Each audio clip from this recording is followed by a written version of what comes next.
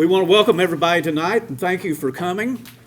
This is a wonderful crowd. I can remember the day when you could fit all the registered Republicans in Marshall County in a telephone booth. But certainly wonderful to see everyone. And we're going to hear from our candidates tonight. But we always start our meetings with an invocation and pledging allegiance to the flag. So I'm going to ask Danny Holt if he would offer an invocation for our event this evening. So Danny, would you please? Let us pray. Our Father in heaven, we come before you and we thank you for allowing us to assemble here this evening. We look to you and just ask your blessing upon each and every one, and especially on the candidates who are willing to put themselves out there before us in order that we can try and make this county even better than it is. And we're so thankful for it anyway, but we continue to strive to be better. And so, Lord, we thank you, we praise you, we give you glory and honor, because we know that without you, all of this would not be possible. So lead us and guide us by your Holy Spirit, and we'll give you the praise, the glory, and the honor for it all. In Jesus' name, amen. Amen. Please stand and join me in pledging allegiance to the flag of the United States of America. I pledge allegiance to the flag of the United States of America and to the republic for which it stands, one nation, under God, indivisible, with liberty and justice for all. And you may be seated. Thank you. We did this similar event in 2022, and we had an excellent response. And again, we are committed to transparency. We want the voters, registered Republican voters, to make the choice in the primary, and that's what we want to do, is to let our candidates have a forum. We appreciate the media that's come out tonight and ways of disseminating the information, but where they can interact with the electorate. Got a lot of supporters of the various candidates here, but to learn more about each other and help people make the decision that they feel most comfortable with when they cast their ballots in the primary in May. So just a little bit, I'm a big statistics person. They put figures out the first of every month. We now have approximately 12,750 registered Republicans in Marshall County. And that's compared to 9,950 Democrats. And between the Democrats and the minor parties and the independents, Republicans are the majority in the county by about 51.7%. So they are the majority party in Marshall County. And times have certainly changed. My grandfather lived from 1878 to 1958. He always said there were four things that he was very proud of in his life. Number one, he was a married man. Number two, he was a Baptist. Number three, he was a Freemason. And number four, he was a Democrat. All I can say is Grandpa would sure be disappointed in me. I'm batting 1 of 4 there. A little bit of history. Did you know that the Kentucky Dam was first proposed during the administration of Calvin Coolidge? There had been some flooding and a need for navigational improvement on the Tennessee River. And at that time, Coolidge showed no interest in it. Of course, it was Roosevelt that did it under the New Deal and certainly changed the face of Marshall County and the region after that. But things have changed and parties have changed too. And it, I think, is reflected in the registration that we have here in the county now. I feel like the past several years we've had some very good government. We've accomplished some great things, and hopefully that continue. But again, we have choices among ourselves, so that's what we're trying to do, is to make a decision who will represent our party in the fall. And we want to remind you too, in the coroner's office, the sheriff's office, the jailer's office, the winner of the primary will be the assuming that there are no independents filed. I just conferred with Chrissy about this. Somebody who had been registered as independent on December 31st to run as an independent.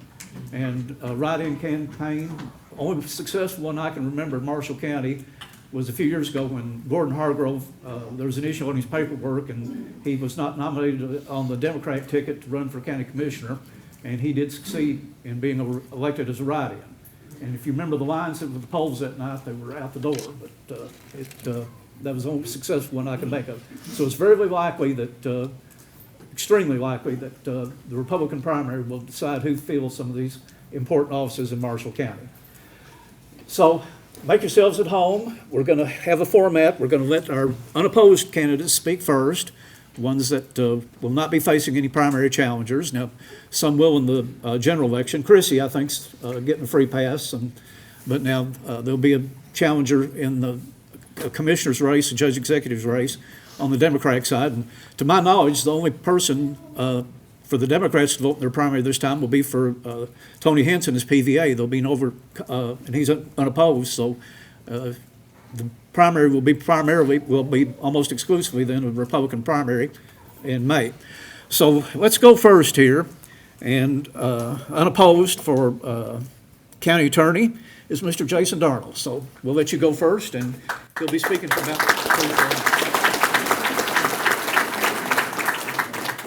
I thought Monty was going first, so I'm glad to be going before Monty, because I know he'll take up all of his time. I'm not going to take up all of my time, because I know that almost nobody came here tonight to talk or to hear the unopposed county attorney speak, so I'm going to be very quick.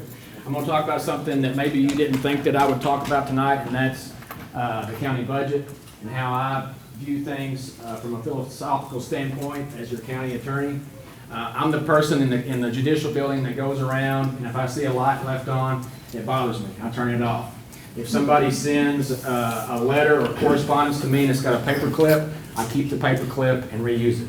My girls know that the one thing that I hate the most, and my wife knows that the one thing that I hate the most is waste, whether that be money or time.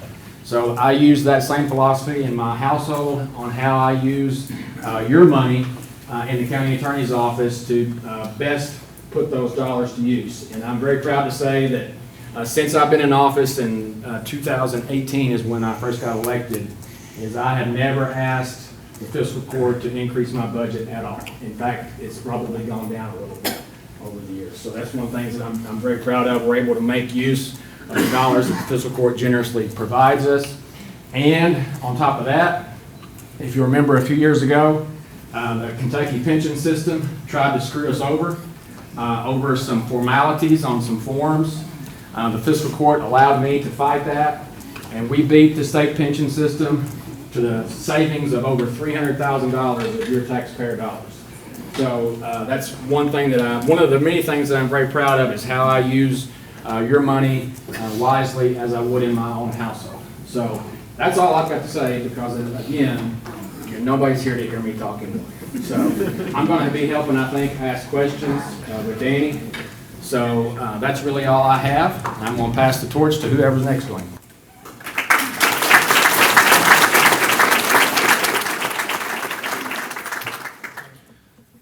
Representing the 3rd District on the fiscal court is Mr. Monty Collins. Monty, we'd like to hear from you at this time. He enjoys listening to me. I know at court, if you all ever watch the our YouTube videos, you'll see him mentioning that several times. But anyway, my name is Monty Collins. Like he said, I'm the 3rd District Commissioner. This is my 2nd term. We're about to finish the 2nd term in office. I've been married to Denise Barrett Collins for 23 years.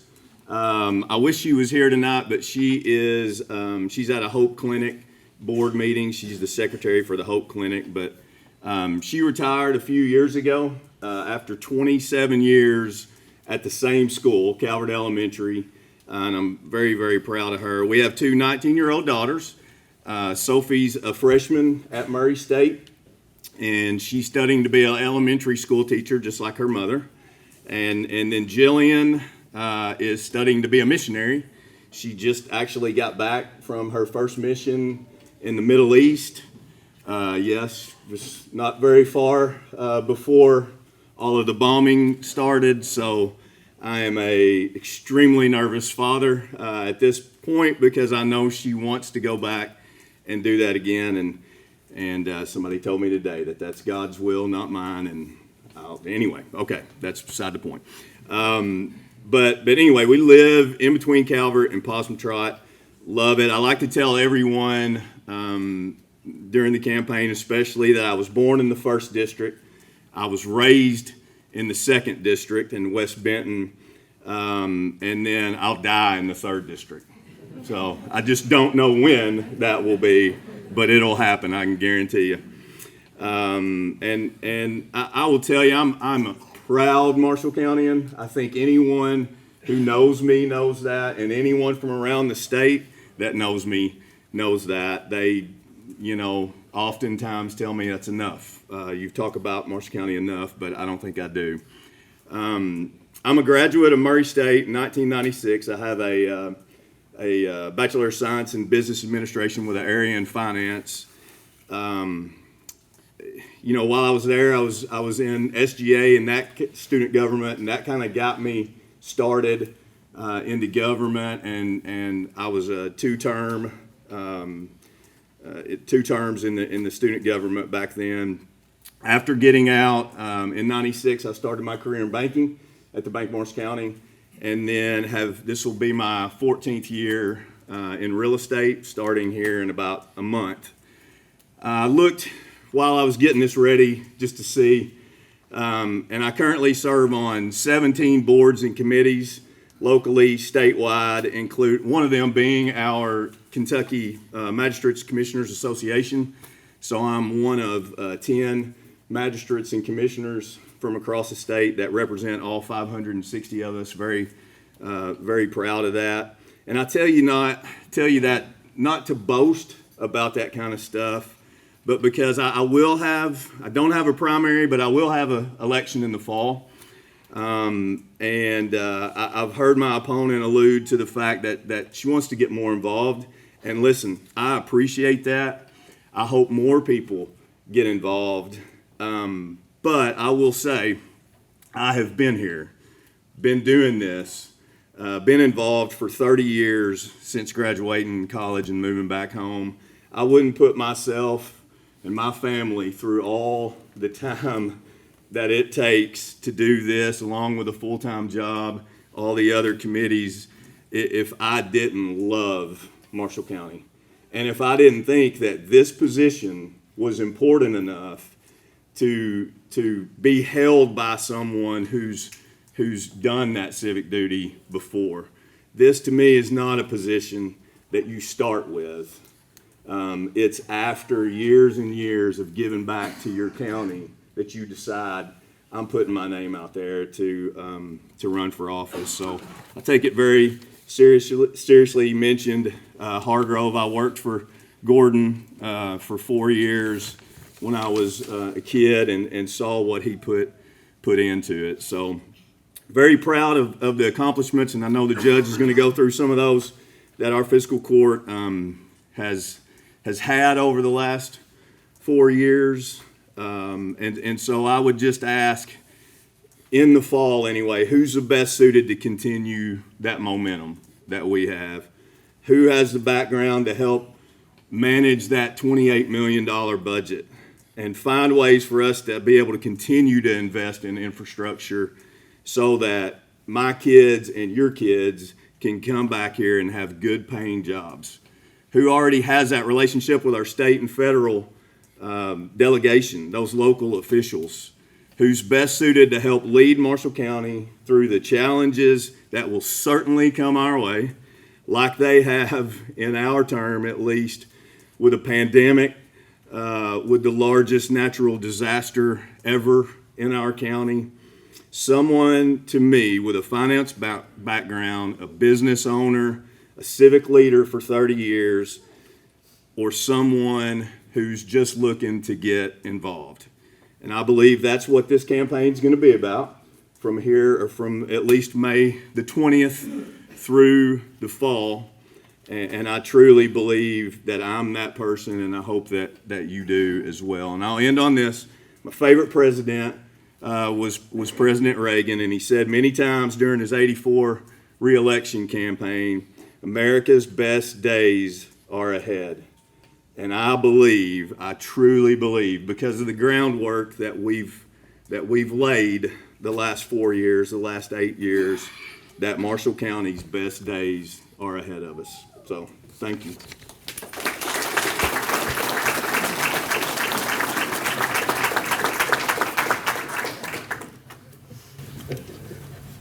Our county court clerk, Chrissy Greer, is unopposed in the fall. We're going to let her come up and greet the crowd, say a few words to us. I was in her office the day of the filing deadline, and during my career in radio, I witnessed an execution. And the way Chrissy was watching the clock, pacing up and down, I thought I was back on death row that night. With a few jokes from a few people. Oh, they're in there, they're signing up. Come on. But anyway, Chrissy's unopposed, so we're going to let her say a few words to you at this time. As he said, my name's Chrissy Greer, and I am the current Morris County Clerk. This is my first term, so starting my 4th year. And this is 24 years that I've been in the office, worked in the motor vehicle section for 20 years, and so I know a lot of people just really, my family included, thinks all we do is license cars. And there's so many different aspects to the office. You know, we have the deed room where we keep marriage license and all, you know, we have documents that date back to the 1800s, and we're in charge of preserving and keeping all those important documents. But most importantly, we put on the elections. And I really think a lot of people may not know that, including my husband. 2024, biggest election ever to go down, you know, texted me that day and asked me if he needed to get himself something to eat. So this is where we're at. But anyway, it has its challenges, but I'm telling you, it's all went smooth. We've made a lot of positive changes, I think, to elections. I hope everybody likes the fact that you can go to all these places now and vote, whether it's your precinct or not. We're ready for you. We also went to print-on-demand ballots, which makes things a lot more accurate and easy when you're not having to fiddle through a bunch of ballots and make sure you give somebody the right one. It's pretty much automatic. So I just look forward to this election season and wish everybody luck. And if there's anything our office can do to help, stop by, call. We'll hopefully, if we don't have the answers, we'll get them for you.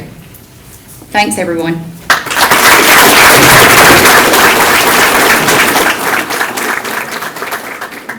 And our last unopposed primary candidate is our incumbent judge executive, Kevin.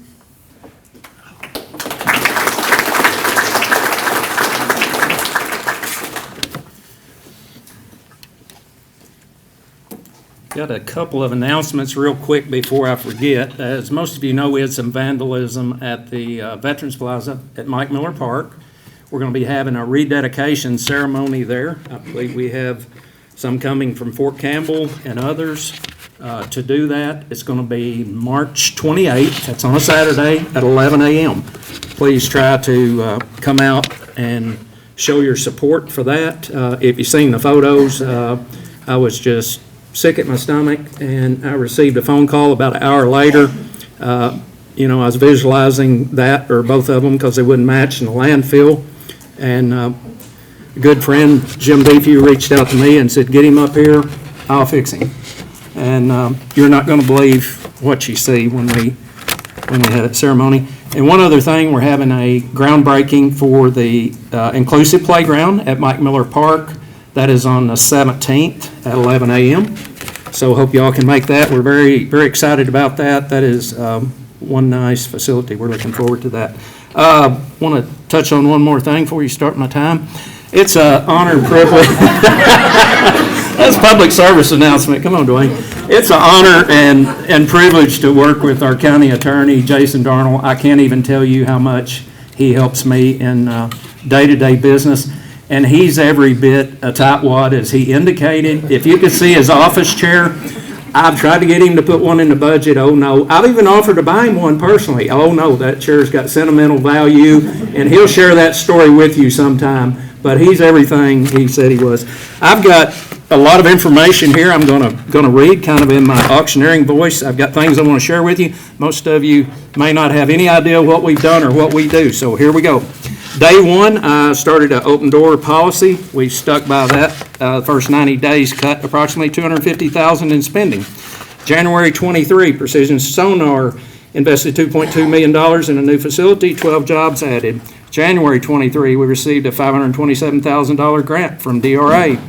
Phase 1 of LED lighting started at Mike Miller Park. We're about to start Phase 3. First season of Miracle League play was completed in the fall of 23, 44 athletes representing 8 Western Kentucky counties. That's now grown to 11 different counties participating.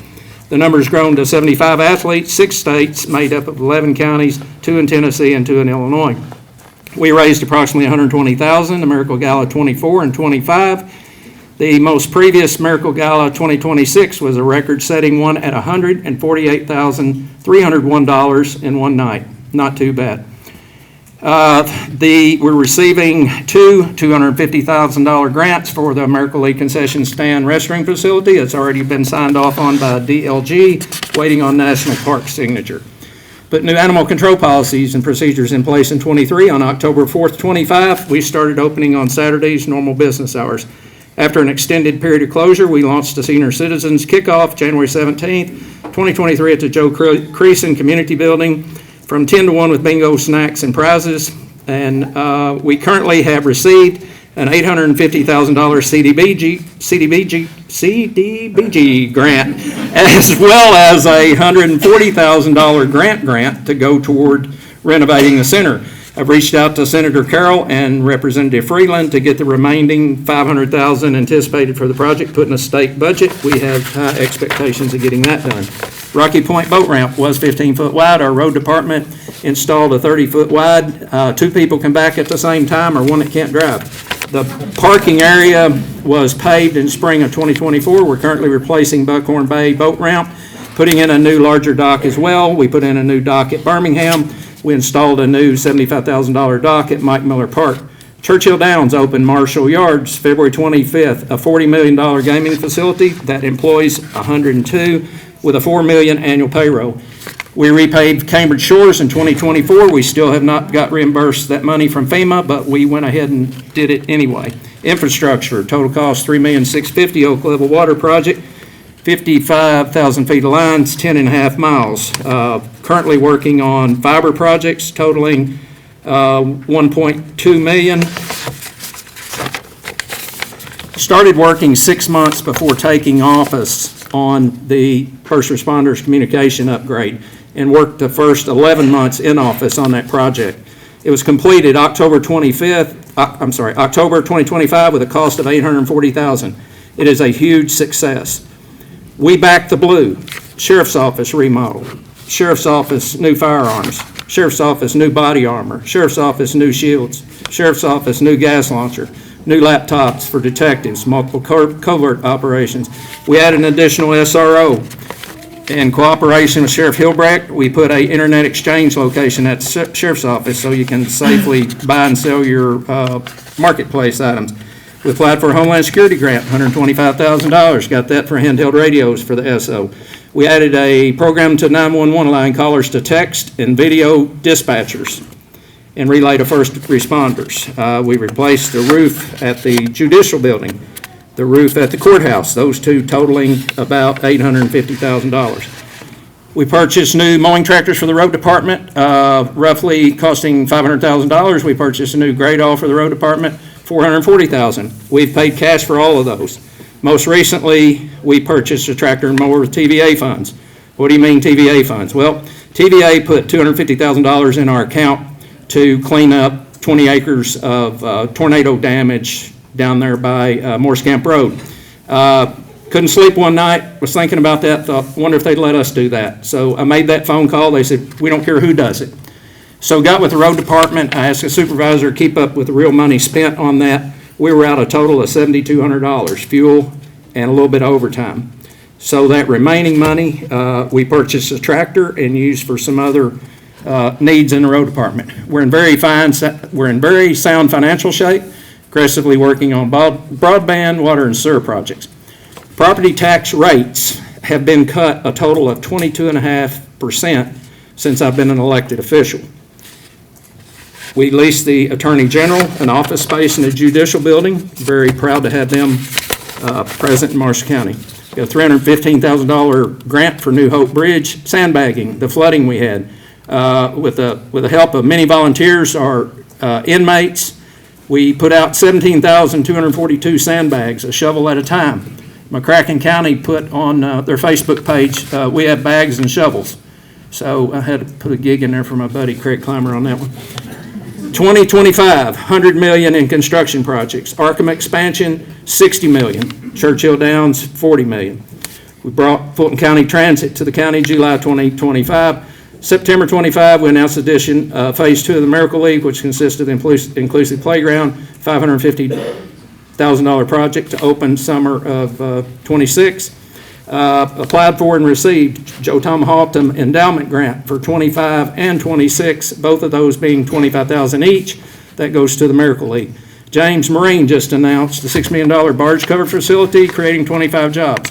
Bryant Road, we finally got money from FEMA on that, $700,000, after doing everything but jumping off the edge of it. That about drove me crazy. Side-by-side licensing, that's not for everyone. We was first in the state to do that. Mine's licensed. Several people took advantage of that. It's there if you want to do it. I was appointed in 2025 to the excuse me, Tennessee Tom Bigby Waterway Authority Board. I'm vice chair of PACRO. Was elected that by my peers. President of West Kentucky Allied, I'm on Health Department Board, Extension Office Board, PAD Board, PREA, KLED, WAVE, JPLO. I'm a Kentucky Colonel, a Shriner, a Master Mason, but more important than all that, I'm a Christian. Everything we've accomplished done without taking on any new debt, none, and managed to pay off debt in the process, all while cutting that tax rate 22.5%. It's an honor and a privilege to serve Marshall County in the capacity of Judge Executive.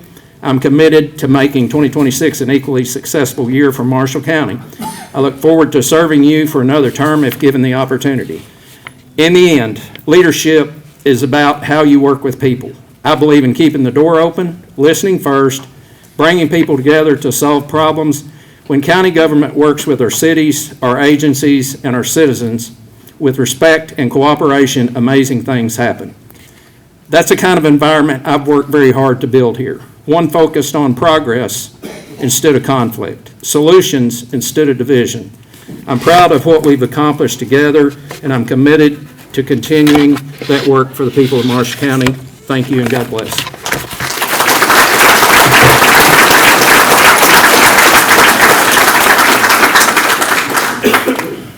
Okay, folks, now we're going to proceed to the portion where we do have primary contests coming up in May. And a little bit about the format. We're going to do this alphabetically by office. And what we will do, each candidate will be allocated 5 minutes to make a presentation. We will do this, determine the order by coin flip. And to show that we are really, really legitimate Republicans here, I did so much digging with the help of Regions Bank, they got me an Eisenhower dollar. So this is a legitimate Republican on the front of the dollar here. But we're going to do this by coin toss for all races except the jailer, and then people will be speaking in order. Then what we're going to do, we've had a setup back here where people can submit written questions.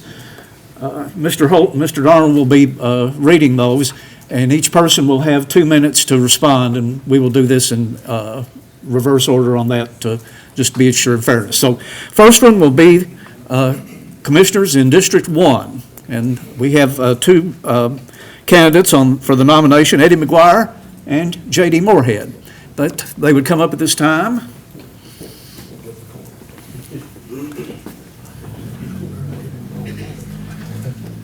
Just measure who's got the most hair.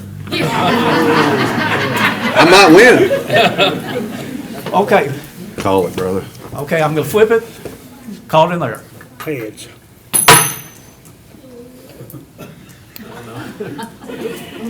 Come on, Eisenhower. You've done that before, It ain't you? is tails. You gonna kick off or you gonna defer? Go ahead. Okay. Oh, I don't wanna steal your glasses. Thank you. 5 minutes, sir. All right. Is it on? Yeah. You know, I've heard it said that a vision without execution is nothing more than unfulfilled dreams. 4 years ago, you all entrusted me to be your first district commissioner and to execute the vision that you all set out for me. You put the whole fiscal court on a mission, and it was a very clear mission: to return the fiscal court to responsible spending, to improve the county services, just like we've heard from Judge Spraggs tonight, and to make sure that you all had a voice when it came time for us to meet at the table. And I feel like my qualifications and experience is kind of unique.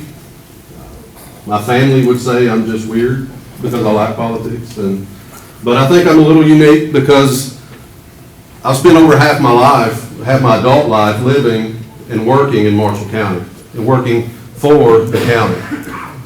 I spent the first couple of years walking the halls of the Herman Ford Detention Center. I spent over a decade in a patrol car as a deputy sheriff. I've spent 4 years behind the sheriff's desk, all of which led me to be able to represent you in the first district. Now, I think we've gotten a lot done. You know, I know what it's like because I've been able to sit at tables from different perspectives. I know what it's like to be the county employee who's wondering if the fiscal court's listening to our needs. I am a taxpayer. I know what it's like to be you, to wonder if us as the fiscal court is listening to your needs. And I'm here to tell you that we did listen, and we do listen. I feel like we've achieved some good things. I feel like I'm not going to rehash them. Judge Spraggs did a way better job than I could, and he got to talk a lot faster too. But we didn't take on any new debt this term. No new debt. We paid down a lot of debt that we had. We paid cash for things that in the past maybe we would have had to lease or borrow the money for. All of these things to better serve you as a county. How did we do those things? Well, first, it takes competency. You know, we've spent hundreds and hundreds of hours in trainings and sitting at home, learning budgets, learning each county, each corner of our county government. So we have to know what we were doing. Believe it or not, even in politics, it takes humility. You know, we have to know, and we have to be quick to admit when we're wrong, because the only thing you can do if you're going the wrong way is turn around. That's the best thing you can do to minimize damage. And the biggest thing to me has been our teamwork and our cohesiveness that we've had as this fiscal court over the past 4 years. No way would we be on the radar for all of these grants and all of the funding that we've been able to receive and all the things that that's been done in the last 4 years had we not worked as a cohesive unit. And I think we built and rebuilt a good foundation the past 4 years. I think it's a foundation worth protecting. 1 minute. I think it's a foundation worth you protecting by keeping this fiscal court in office. I would ask for your vote again on May the 19th, not because I am entitled to it. I'm just a placeholder. This is just my time. But I would ask that the next 4 years, you would allow me to continue to be your voice on the fiscal court. I'm Eddie McGuire. I'm running for District 1 Commissioner, and I'd be grateful for your vote.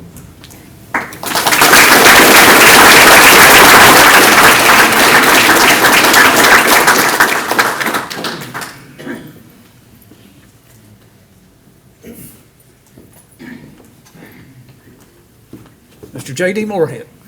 Thank you, sir. I'm not political guy. I'm gonna be honest with you. I'm gonna be straight up with you. I've lived here all my life. Me and my wife live in Monkey Den, Kentucky. I don't know if y'all know where that's at, but we got a sign. And we've got our dogs and our horses, and I work at Calvert City at Westlake.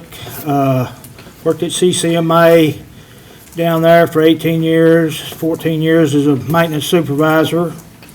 Worked for R&R Piping. So I've had a lot of familiar things as far as like the work aspects of things and how I like to see things done. And I think I would be a person that would be involved and follow up and go look. And if you call me, I'm gonna come to your house. I'll come see you. There's nowhere in Marshall County I can't drive from Calvert City in 20 minutes. And I don't care to come by there. I'll talk to you. I may not be able to tell you what you want to hear, but I'll find out. Of course, it's all going to be based on money and all this stuff I'm going to have to learn. But I'll come out there and see you. And if I can do something, I will. I ain't going to lie to you. I'm not going to paint you any pretty pictures. And I'm not going to be dressed very nice most of the time, because I usually am pretty dirty, and I'm just going to tell you up front. I'm not a clean guy, but I think I'm an honest guy, and I'll be for the people of Marshall County. And if you call me or you have any problems, I will come and see if we can do something. And that's about all I know. I appreciate it. Thank you very much.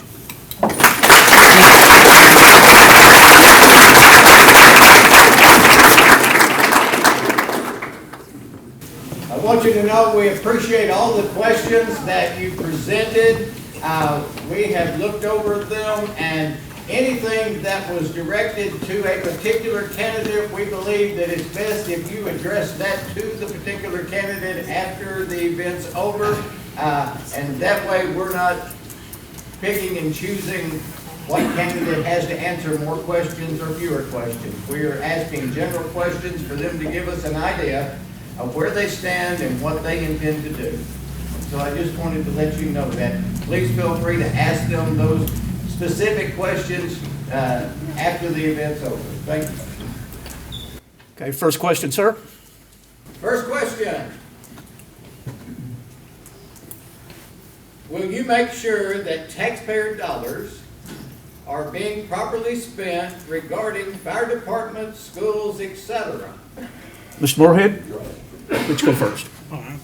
2 minutes. Yeah, I don't see why you wouldn't be involved in that and make sure, I mean, I want to make sure that the money's spent where it's supposed to go.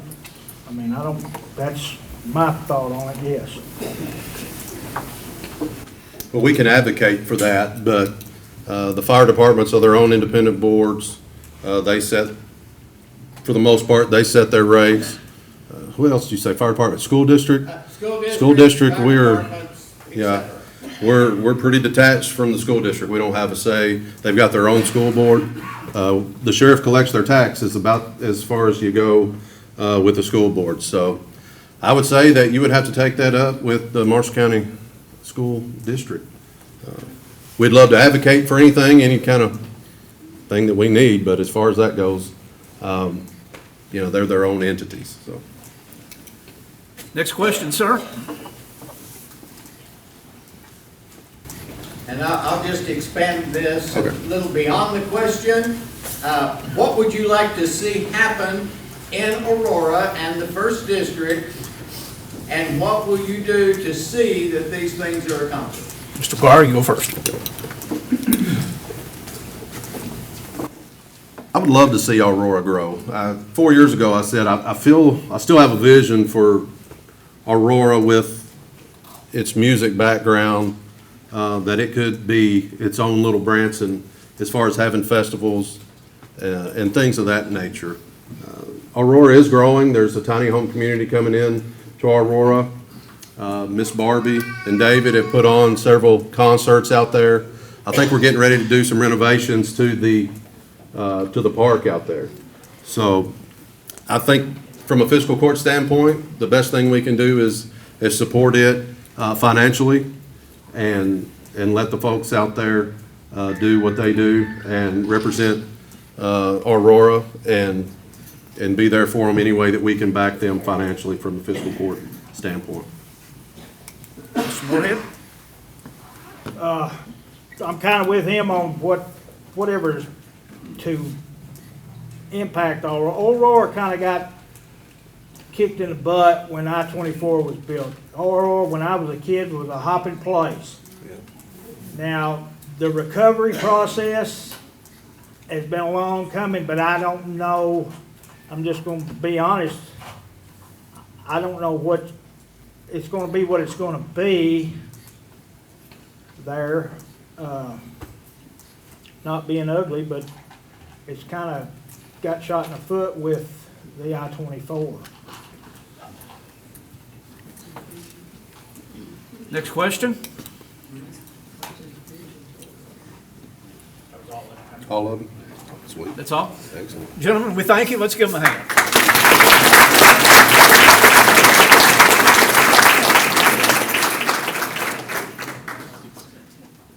Next, we'll have the candidates for the District 2 Marshall County Commission, Mr. Marty Merritt and Mr. Danny Cope.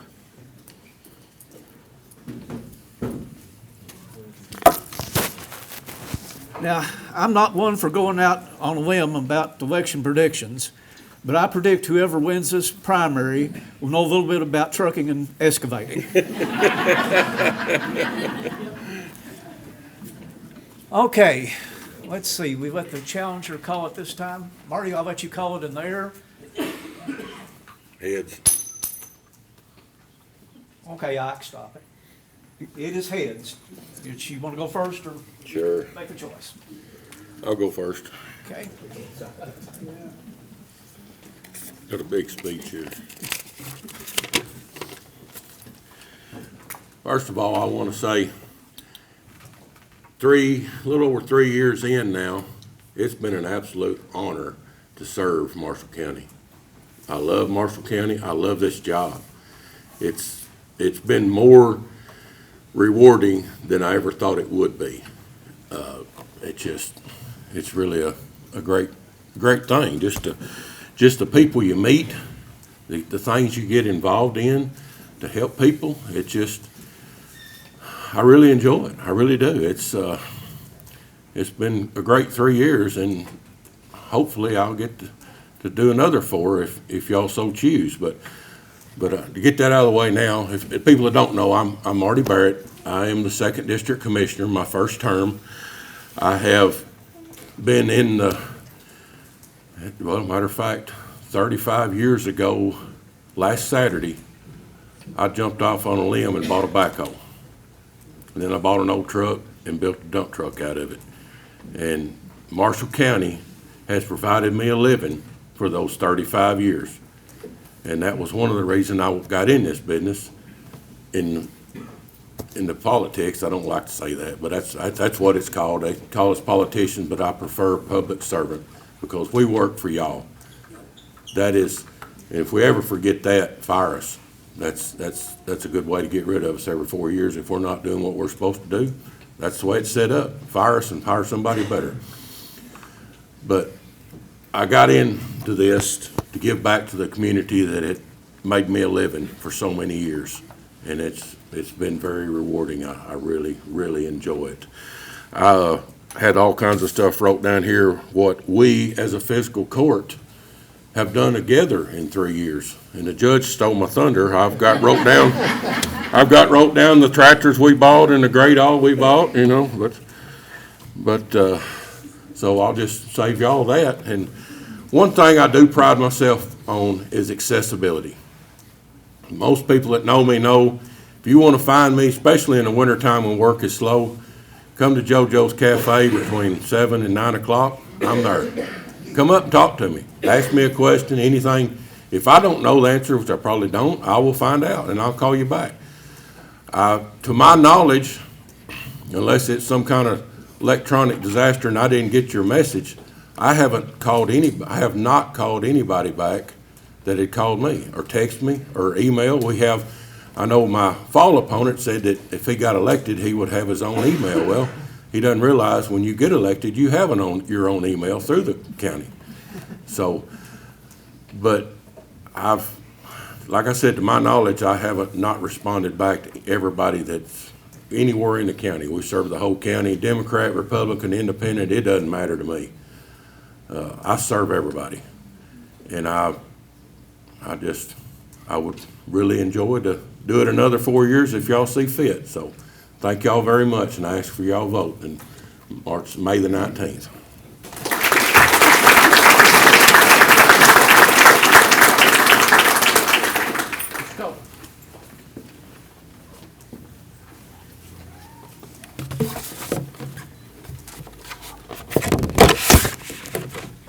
I'm Danny Cope. This is my lovely wife up here on the front row, Miss Jimmy, which I'm very proud of. She supports me sometimes when I probably shouldn't be supported, but anyway, I appreciate her and all that she does. I think I'm just going to let Monty come up here and do his thing again for me, and because I thought he really did a good job and had a lot of big stuff in there, you know, that I don't know anything about, but I'm just going to let him tell his story again. Now, I started my business, of course, like Marty, excavating business in Marshall County back in the mid-'70s, and it's been there ever since. There was a period of time that I moved back across the line. I was raised there on Browns Ford Road, so I've lived within a baseball throwing most of the time of my life across the county. But we now live up in Jonathan Creek. We moved up there. It'll be 3 years this coming August, and we enjoy it very much. But I served back when we first started the Possum Trot Sharp Fire Department back in the mid-'70s. I worked on getting that started, and after we finally did get it to where it was a taxing district, I served on the board there for a period of time. I served in McCracken County. I was elected commissioner there. I served 5 years there because it was about 10 years that I moved back onto Rosebriar Church Road in McCracken County, but continued my business here in Marshall County. I served on the Jackson Purchase Electric Board for 12 years. I was elected constable in 3rd District in Marshall County. I served there 4 years. I've been busy with public service and helping with the different programs at school. Two of my boys graduated from Marshall County High School. The other one went there through the 9th grade, but then he went back to Reeland, graduated at Reeland. But I was always active in helping with the school programs, and I checked the eyes at Sharp for several years through our Lions Club at Possum Trot, and was always as active as I could be to support all the programs that Marshall County School had. And I look forward to serving if I am elected. Marty's done a great job, and I know if he's reelected, he'll continue to do a great job. But I also plan to do a great job myself.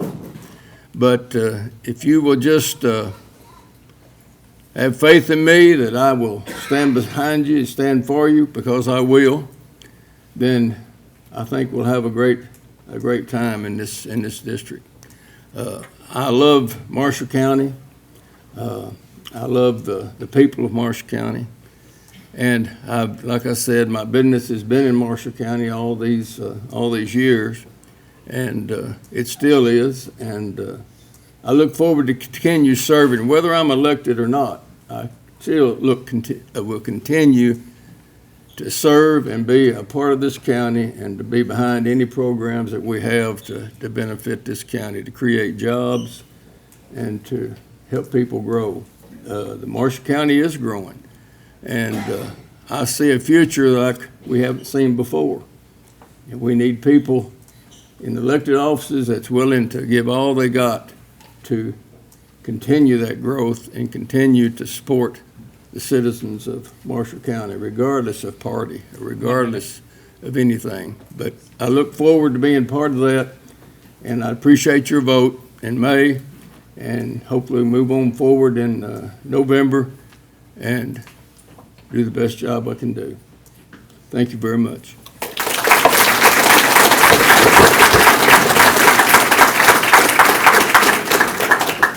Okay, gentlemen, any questions back there, Danny? Or Jason, sorry about that. Question one. I'll let you go Who's first, the Danny. best backhoe operator? He's got more years on me. I've got a two-headed coin. We're gonna flip it. Okay, so first real question, is y'all got the same Aurora question. What would you like to see happen in Aurora if you were elected? Well, the music ideal, I really like that. I really do. We've got a lot of talented people in Marshall County, and we could figure out a way to get that done. I don't know how much input it ought to be as far as county dollars, but if we can somehow help with something like that, I don't think it ought to be a county run, but I think if we can encourage private entities to come in and do that in any way we can help on the county level, then I'm all for that.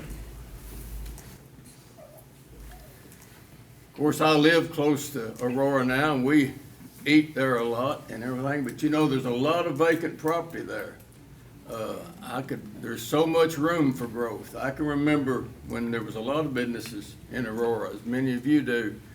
I feel like anything we can support as a county or as a fiscal court to increase the growth there, to bring people in. There's buildings there that's vacant. There's such an opportunity there in Aurora for growth. And I feel like anything we can do to promote it and to help get people in to open new businesses there. You know, yeah, I-24 hurt. We've got 68, 80 there on the other side, but still, if you're going anywhere through between the lakes, you're going to go through Aurora. And so I feel like it's a great community.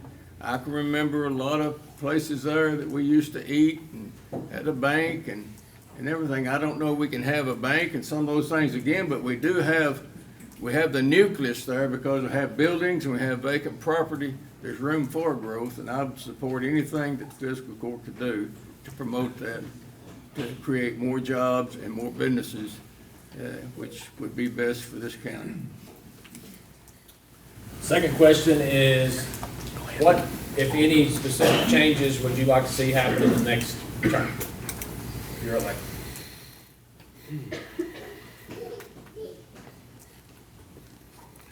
Well, I'd like to continue cutting taxes like we have. I think that's, you be careful, you don't want to, as long as you're gaining income, you can afford to cut taxes. You don't want to cut yourself so short that at some point you've got to raise taxes, so that's a no-no in my mind. I would like to continue our water projects. We've done pretty good. We're trying to find monies to continue running water. That's to me, that's the number one priority. That was my platform when I run, and it still is. Get as much, everybody that wants it. Not everybody wants city water, but everybody that wants city water, I would like to get it in front of them. And of course, broadband right there with it, behind it, but just to continue working together as a fiscal court the way we have. When you work together, you can get a lot accomplished. I too want to see growth. It's like I said about Aurora. If we have growth, we have more jobs. We have more jobs, we create more income into the county government, county businesses. And with that growth, yes, we can keep taxes like they are. We need to push for, as the government does, we need to push for any grants, anything we can get to help promote growth in Aurora and all of Marshall County. But I'm all for anything we can do to bring businesses in, to create more jobs so we can keep more people here and our children grow up, get out of college. We want them to stay here. We want them to work here. And so anything we can do as a fiscal court toward creating more jobs, creating more growth, bringing in more funds in order to help promote that growth. And I'll work for it as hard as I can because I think that's what Marshall County needs. That was it.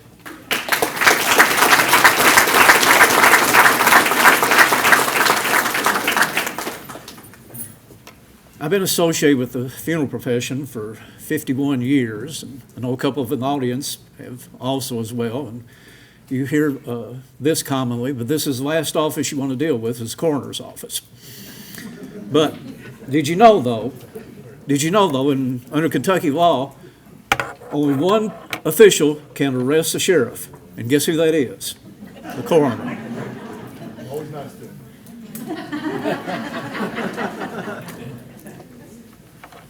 But I've been told many times you're the last person I want to see. So anyway, we will have our two candidates for coroner at this time. We have Megan O'Brien and Kenny Pratt. And if you come forward, we will do the coin toss. And again, 5 minutes for your presentation. Let's see, the incumbent called last time. Megan, you can call it in the air, please. Tails. It is heads. I'll go first. Okay. Mr. Kenny Pratt. Good evening, everyone. My name's Kenny Pratt. I'm the coroner of Marshall County, Kentucky. I grew up here in Marshall County. I graduated in 2000, and when I graduated, I went and joined the military. I spent 10 years in the Marine Corps. During that time, I deployed to Iraq and Afghanistan several times. Then I was later selected to be the Presidential Guard for Camp David and protected President Bush. Once I got done with my time in the military, I moved back here, and I wanted to continue to serve Marshall County in other capacities. So I started volunteering with 2 of the fire departments and the rescue squad. I was a diver in the military, so I was able to use those diving skills here with the rescue squad and did it for the last 16 years. 6 years ago, the prior coroner, he asked me if I wanted to be one of his deputy coroners, and I said yes. So for 3 years, I spent as a deputy coroner, working under him, working under Kurt Kirtner, and learning from those folks and going to training all across the state, trying to be the best coroner that I could as a deputy. Then the last term, I actually ran for the coroner position and was elected your coroner in Marshall County. So for the last 3 years, I've been the elected coroner. During that time, I've worked several hundred cases. I've oversaw several hundred cases, and we work as a team together.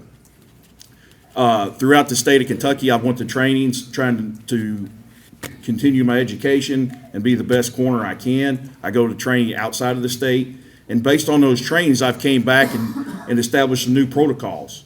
One of the first ones is when I came back, I went to a fire fatality class, and I called the sheriff up, Matt, and I said, hey, Matt, we need to make a change. He's, what's that? I said, anytime we have a fire fatality, I want to treat it as if it's a homicide case until proven otherwise.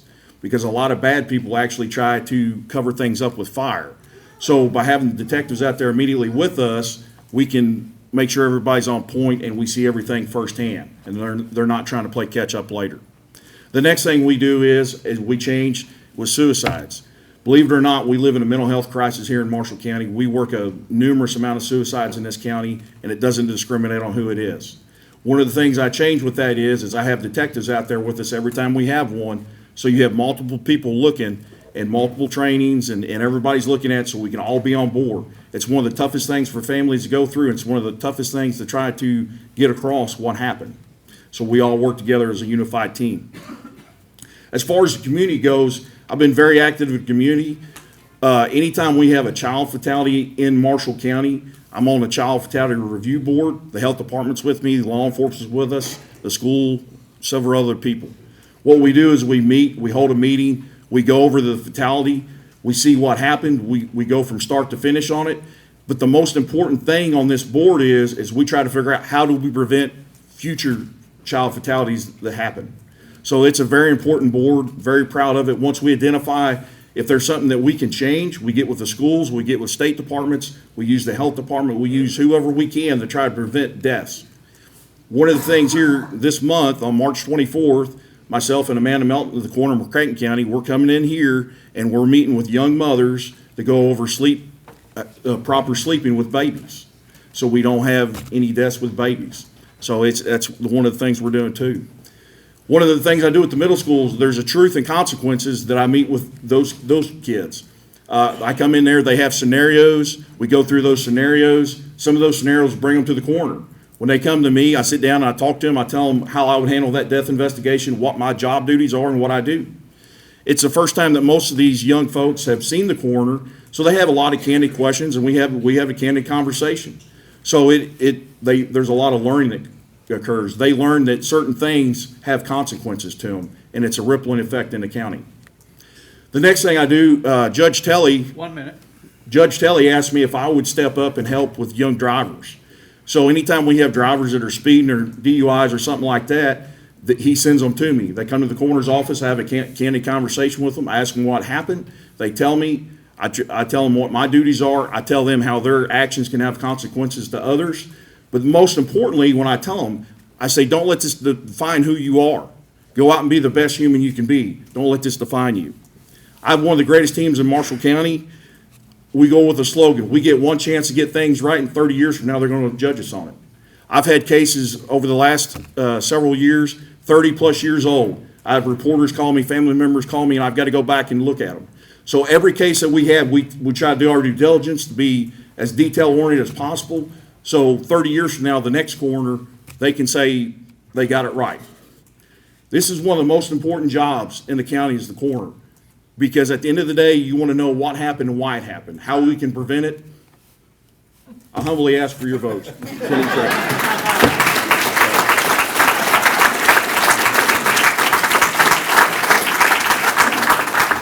Megan O'Brien. Good evening. Thank you all for being here tonight and allowing me to introduce myself and my goals for Marshall County Coroner. My name is Megan O'Brien. I'm born and raised in Marshall County from the Olive community. I'm the daughter of Kenny and Dee Dee Henson, a 2003 graduate of Marshall County High School. I got married and started a family right after graduating high school. My husband Clinton and I have been married 22 years this year. We have 3 children, Hunter's 21, Bristol's 14, and Timber's 5. While I have pursued many jobs and accomplishments since graduating, from serving tables, nursing school, pharmacy coordinator, and most currently self-employed owning the Cowbell food truck. Being a stay-at-home mother was always my priority. I'm blessed to have been able to stay at home with all of my children until they started elementary school. Being a mother is the most rewarding and challenging task all at the same time. Now that my kids are older, I feel called to do what I've always known, and that's to serve and nurture. I want to start by addressing something head-on because I believe honesty matters. I'm not going to stand up here claiming decades of experience in death investigations. I have not worked in a coroner's office before, and I'm not here to insult your intelligence by pretending otherwise. But what I do have and what I believe this office desperately needs is integrity, accountability, compassion, and the ability to lead responsibly on behalf of our community. The coroner's office is not just about procedures and paperwork, it is about the people. It is about families facing the worst moments of their lives. It's about truth, transparency, dignity for every single person, regardless of who they are and where they come from. Kentucky law does not require prior experience for a reason. This role is an elected position because it demands judgment, ethics, and trust, not just the technical skills. Those skills can be learned, trained, and supported by professionals, but character cannot. If elected, I commit myself 365 days, 24/7, doing what any responsible public servant should do. I will pursue ongoing training and education. I will rely on qualified professionals and investigators when needed, and I will never be too proud to ask questions or seek guidance. What I won't do is treat this office as a title or a stepping stone. I believe the coroner should be present, accessible, and accountable to the people at all times. Families deserve clear communication, law enforcement deserves cooperation, and the public deserves confidence that every death investigation is handled fairly, thoroughly, and without bias. I know this office deals with sensitive situations from accidents, sudden deaths, and tragic losses. They need compassion and someone who will look them in the eye and speak honestly and treat their loved one with dignity and respect. I bring a steady hand, a calm presence, an investigative mindset, and deep respect for human life. I understand how to listen and how to follow the law, and I also understand that this role carries enormous responsibility, one that I do not take lightly. Leadership isn't about knowing everything. It's about surrounding yourself with people who do, setting clear expectations and making decisions based on facts, not politics. I will work collaboratively with law enforcement, emergency responders, medical professionals, and neighboring counties to ensure best practices are always followed. I will advocate for proper resources, modern procedures, and transparency so the community can trust the work being done. Most importantly, I will show up every time with professionalism, empathy, and respect. I am a candidate because I believe our county deserves a coroner who is there every time, accountable to the people, not just the position. Someone that understands that behind every case is a family, a story, and a life that mattered. If you give me your trust, I promise to serve with honesty, compassion, and dedication. Thank you, and I would be honored for your vote.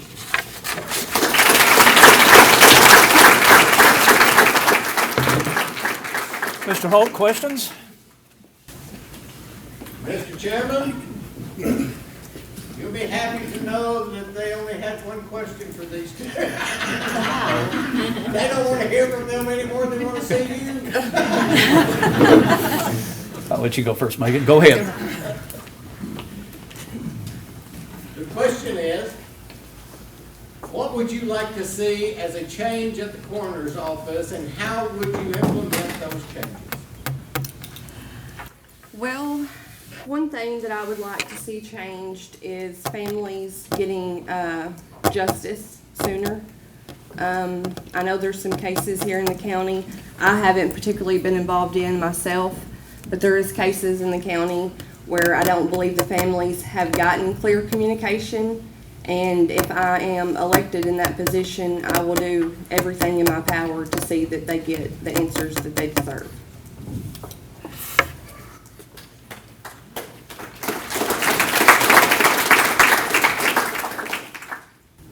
One thing that we need at the coroner's office for real is a building.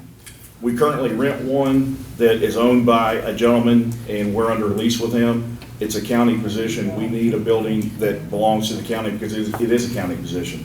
The documents we have, they're there for the duration. So I would like to see a county building where it stays there for the coroner's office for the next 100 years. That's something that they can always use because we do have documents. We have old ledgers from the 1800s. All that stuff has to be protected and used for history. And as far as everything else, every family they can contact me day or night. That's been the case since I've been the coroner, and so are my deputies. They're the same way. Thank you.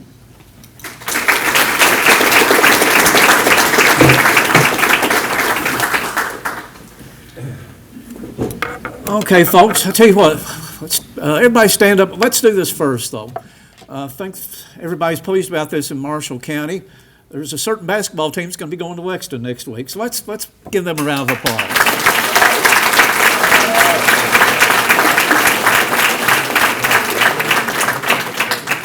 Last time the first region won the boys state tournament was 1959.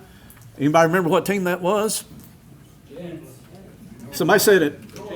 North Marshall Jets. Last class of the high school. Go Jets. But anyway, we wish them the best, and Marshall County native has won in the Murray State, the Missouri Valley regular season title, Rochelle Cadwell Turner, and let's give them a hand too and wish them the best.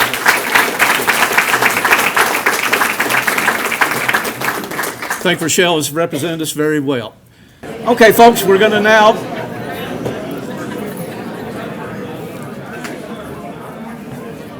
hear from our candidates for Marshall County Jailer. As I call your name, please stand up, and we'll have to treat this one a little bit differently. Patty Burton. Ms. Burton, thank you.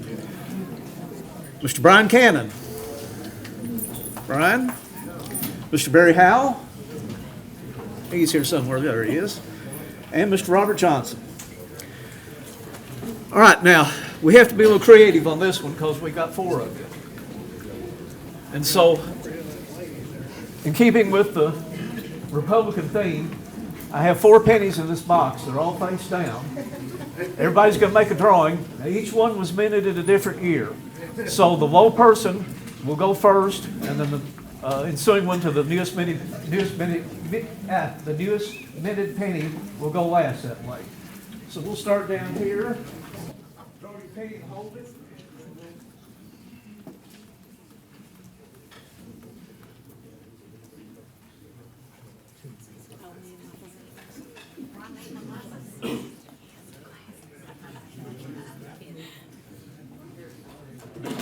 Okay, we'll start down here. You are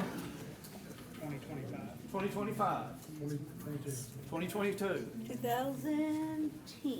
2010. 16. Okay, Ms. Burton, you'll be going first then. That'll work. Mr. Johnson second. And Mr. Howell third. Cannon fourth. And since these are collectibles, I'm taking them back. I thought I got to keep mine. Hi, my name's Patty Burton. Oh, I'm supposed to use this. I'm loud enough. Am I not loud enough? A lot of y'all know me. I was going to say, a lot of y'all know me. Anyway, if you don't, you'll get to know me. As I stand before y'all tonight, it's getting fresh with me. Sorry. As I stand before y'all tonight running for jailer, I would like to introduce myself and tell you a little about myself as I intend on doing so. I don't know why I'm reading this. I do not at all. So anyway, a lot I see here. My opponents, as y'all know, all have law enforcement experience. I do not. I don't have any experience whatsoever. One of my opponents has 25 plus years of jail experience. I don't have any. I have something else. I have people experience. I have experience with drug addiction, domestic violence, child abuse, alcohol addiction, homelessness, and some of these with my own family. If you've dealt with anything with like narcissistic, multiple personalities, people that gaslight you with manic episodes, including suicidal or homicidal at any times, then you can deal with a lot of people in these facilities. This is where I want to put some training in places for these officers so they can return to their loved ones the way they came in. The training includes a lot of stuff that they already have in place, but I would like to add more to and more often. And you can never have enough training to save your life or the co-workers or the inmates. Your essential training classes include custody and control, de-escalation and communication, mental health and special populations, safety and emergency response, reporting, writing and documentation, security operations, including searches, contraband, pods, and inmate transport. I would also recommend academic professional development classes, which include criminal justice, just basic ones for legal systems and corrections, psychologically and sociologically for understanding behavioral social dynamics, and professionalism that I cannot talk whatsoever. Development for your racial profiling. I see we need to learn more about outbreak response and assessing inmates to the housing. I want to put more cameras in and more audio through the facility and add more employees. And I want also to add a future 24-hour nurse into the facility. In the long run, you might think that it'll cost more to your taxpayers, but really it won't, because they can also help out better, because they can do artificial breathing, and they can run an IV line, and they can save a life. They can save a life better and keep one there while they're waiting for somebody to get there. Let's see here. there's also stuff that I want to do for the inmates. I want to have more classes, and I've talked to a bunch of counselors that would come in and do a lot of stuff for their time, and they would do for free. So then we wouldn't have to pay them out of pocket whatsoever, so that would just be time out of their hands for like from the churches and from like Lifeline and stuff like that. 1 minute. I've talked to some of the schools, and I've got a teacher that would be willing to help me, point me in the right direction for some of the classes, like for your electrical and your HVACs and stuff like that at West Kentucky. A lot of people want to know where all this money is going to come from, and that's all going to be come from like your grants and if you would do a lot of, just looking into stuff, there's a lot of stuff that you can come up to with grants. I lost everything. I'm sorry. But anyway, it would just be nice if you would, look into my stuff and look into my background. And I just like that you've given me the opportunity to mess up this whole thing right here and, read from this. But if you would just, give me a chance and see what we can do with the jail and see what kind of stuff that we can do. All right. Thank y'all.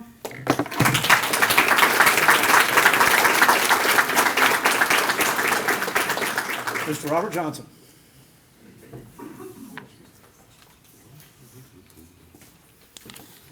Good evening, everyone, and thank you to the Marshall County Republican Party for hosting this event. It's been truly wonderful, and it's great for this community.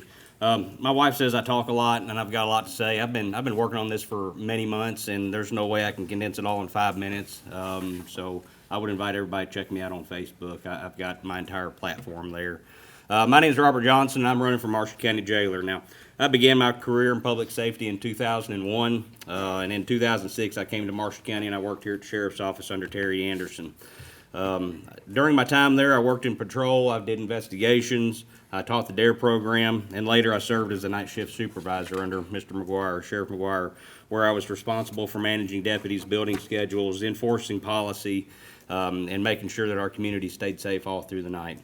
One of the things that I'm proud of is developing the 4-day work week that the Sheriff's Office still uses. That system was designed to improve coverage, to improve accountability, as well as efficiency for the agency, and they're still using that. I'm very proud of it.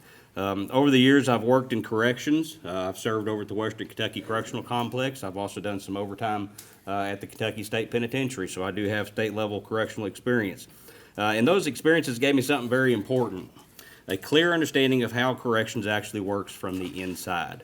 Not just on the security side of things, but on budget, systems, policies, leadership structure that's required to run a correctional institution safely and correctly. And that's important because Marshall County Jail, it's not just a building. No. It's a multi-million-dollar operation funded by you, the taxpayers, responsible for public safety, staff safety, and the lawful custody of all the inmates that are housed there. Now, over the years, state audits have repeatedly identified concerns involving oversight, involving documentation, and accountability within the jail's operations. Those reports, they're official findings. And when you take time to actually read those reports, you begin to see something very clearly. Very clearly, the solutions to these issues are not complicated. It's an easy fix. And most of them come down to operational standards, structure, and making sure that the right systems are in place. And when taxpayers see those reports year after year, they begin to ask questions. Now, if elected, my approach is pretty simple. Structure, accountability, and innovative leadership that is forward-thinking, empowering employees, and ensuring success. Now, the jail must operate with a clear chain of command, defined responsibilities and professional expectations for every employee. Correctional officers need leadership that supports them, that trains them, and that holds everyone to the same exact standard. Because when a jail lacks structure, problems can grow. But when a jail has strong leadership and clear systems, things run the way they should. Another priority for me is restoring inmate work programs that benefit our community. Years ago, you may remember, it was common to see county inmate crews out on the side of the road picking up trash. They were assisting our local communities with different projects, mowing and weed eating. Those programs served two purposes. They allowed the inmates to serve time responsibly, and they helped save taxpayer dollars by reducing the need for outside labor. There are also opportunities to expand county work crews for mowing or day-use parks and maintenance, which can reduce the overall expenses to our county government while keeping inmates productive and accountable, and that's key. A jail should not simply warehouse people. It should operate efficiently, responsibly, and it should operate with purpose. That includes exploring programs that offset taxpayer costs, create revenue opportunities, and ensure that the jail is not placing unnecessary burdens onto you, the taxpayers. Because ultimately, the jail does not belong to the jailer. It belongs to the people of this community, of this county. And the people deserve leadership that understands how to manage systems, budgets, and personnel efficiently. After more than 2 decades in public safety, I believe I bring something unique to this race, not just experience, but perspective. I've seen the system from the street level of law enforcement to the courtrooms to the inside of correctional institutions, and from the administrative side of managing people, policies, and budget. That perception matters. That perspective matters, because the future of Marshall County Jail should not be about personalities. It should be about professional standards, accountability, and moving the system forward. I'm running because I believe in Marshall County, and I humbly ask for your vote. May God bless you all, and may God bless this county.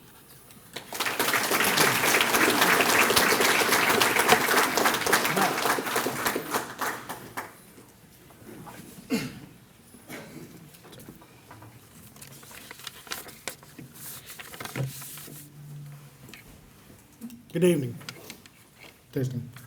First of all, I want to thank the Republican Party for hosting tonight. And thank you all for being here. It's good to see a crowd come out instead of debating on social media. That's what makes this community special. We aren't strangers here, we're neighbors. For those that don't know me, I'm Barry Howell, and I'm running to serve as your next Marshall County jailer. Marshall County is home to me. It always has been. I've lived my whole life here. I didn't come here looking for a job or opportunity. I didn't come here looking for something. I was raised here, I built my life here, and I've dedicated my career right here in Marshall County. I was raised here by my parents, Malcolm and Brenda Howell. I have 2 beautiful daughters, Abby, Lissa, and I'm engaged to the prettiest girl in Marshall County, Lacey Cabot. And I've added her children, Griffin, Simone, and Anissa, into my life as well. Let's go ahead and get this out of the way. I'm not a smooth talker. I'm not a polished speech giver, and right now, this is probably the most nerve-wracking thing I've done in a long time. You're not gonna see me throwing out fancy words or making promises that sound too good to be true. If I try to sound like a career politician, my girls will be calling me out before I get home. But what I am, I'm a citizen that cares about this county. My passion has always been community service. That's why I chose a career in law enforcement. I've been with the Marshall County Sheriff's Office for the past 15 years. I've spent years training in policy, procedures, de-escalation, you name it, I've had it. I've worked in high-pressure situations where staying calm isn't optional, it's necessary.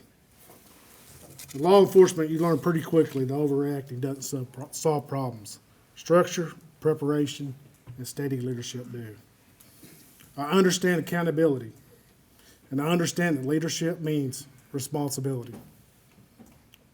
I believe in supporting our staff. Detention officers have an extremely tough job, and they're not recognized enough. They deserve leadership that has their back and gives them clear direction. I believe in safety first for our staff, for our inmates, and for our community. And I believe our tax dollars should be treated with the same respect we treat our own household budgets. If families in Marshall County have to live within a budget, the county government should too. And I promise, I won't treat it like a wish list. I will actively pursue grants and look for operational improvements to reduce the strain on taxpayers. Structured work inmate programs is another great way to offset cost. Inmates get back to the community through supervise work like helping with projects throughout the community, contributing in ways that benefits the public. If someone's able to work, then I think it's fair they earn their keep while we house them. At the end of the day, I'm not running for attention, and I'm not running for a title. I'm running because I care about this place. I care about the people here. Marshall County has prepared me to take on this next role. I am someone who will show up, work hard, and lead with honesty. And I'm just asking for this opportunity to serve the place that's given me so much. Marshall County raised me, it shaped me, and I'm ready to serve this next role. And if you trust me with this responsibility, I won't let you down. Again, thank you for coming out tonight, taking a minute to listen. I'd be proud to continue serving this community as your next jailer.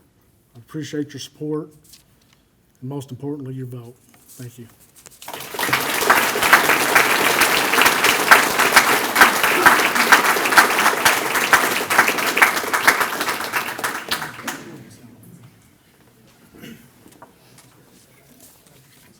Good evening, and thank you to Dwayne Stice and the Marshall County Republican Party for hosting tonight's candidate forum. I would also like to thank my wife, Melanie, my son, Jaden, for their support, along with the many friends and supporters who have encouraged me throughout this campaign. Thank you as well to everyone for being here tonight who has invested interest in Marshall County future. My name is Brian Cannon. I am a candidate for Marshall County Jailer. Marshall County has been home to me for 28 years, where I built my life and raised my family. I bring 26 years of real hands-on county jail experience, all earned at the Callaway County Jail, where I've served as deputy jailer, sergeant, lieutenant, Class D coordinator, and now I serve as the captain. Operating a jail isn't something you learn overnight. It takes years of experience, strong leadership, and accountability to the people we serve. Those 26 years of experience have prepared me to lead, and they are the foundation of my campaign. Experience you can trust.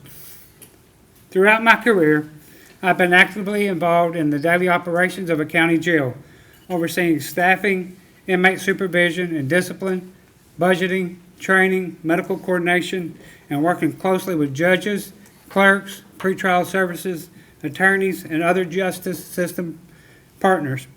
In 2025, I was honored to be named Deputy Jailer of the Year by the Murray Lions Club. I've been a Kentucky Colonel since 2016. Recognitions that reflect my commitment to leadership, service, and professionalism. The jailer's role is about public safety and responsible management of taxpayer dollars.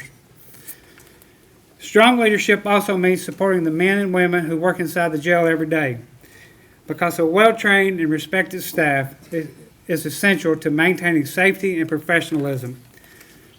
Throughout my leadership, I have written and secured grants to improve jail safety while saving taxpayer dollars. I implemented a jail fee collection process that has returned more than $1.1 million to Callaway County General Fund since 2021, strengthening the county's financial resources. When elected, I will implement a jail fee policy on day one and present it to the fiscal court for approval, while continuing to pursue grant opportunities to help reduce costs for taxpayers. Having worked directly with jail programs, I have the experience to establish the Second Chance Workforce Program and the Class D Work Release Program at the Marshall County Jail, while continuing proven programs such as MRT, moral recognition therapy, substance abuse, life skills, and other reentry-based programs. Helping inmates work, learn responsibility, and give back to the community while reducing costs for the county. I will work closely with the fiscal court to ensure the Marshall County Jail operates safely, efficiently, and responsibly. That is why I'm seeking this office, to put my proven experience and a clear plan to work for Marshall County from day one. Marshall County deserves a jailer with experience, accountability, and the commitment to do the job right. I am ready to serve Marshall County with proven leadership, strong management, and experience you can trust. I would be honored to have your support and consideration for Marshall County Jailer. Thank you.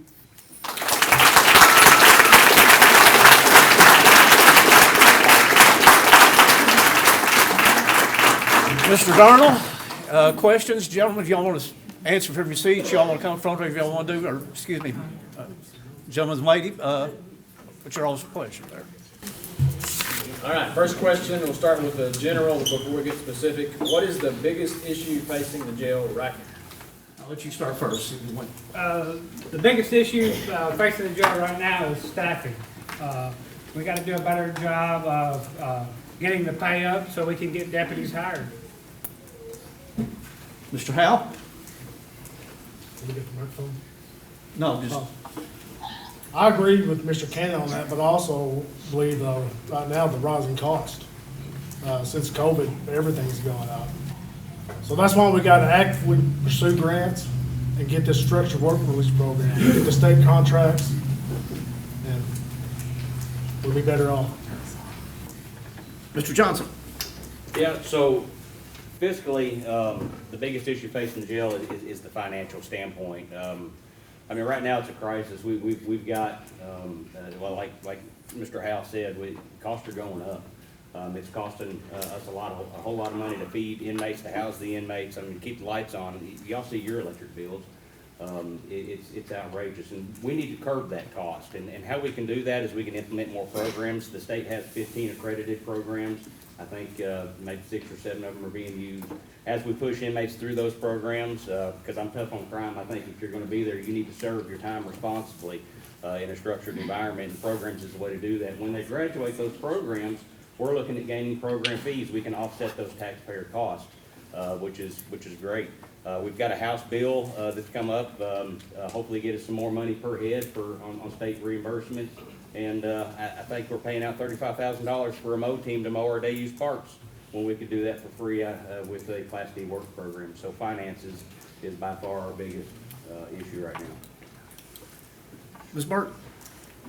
I agree with everything they're saying. I do, and it's sad that I have to go behind all these people.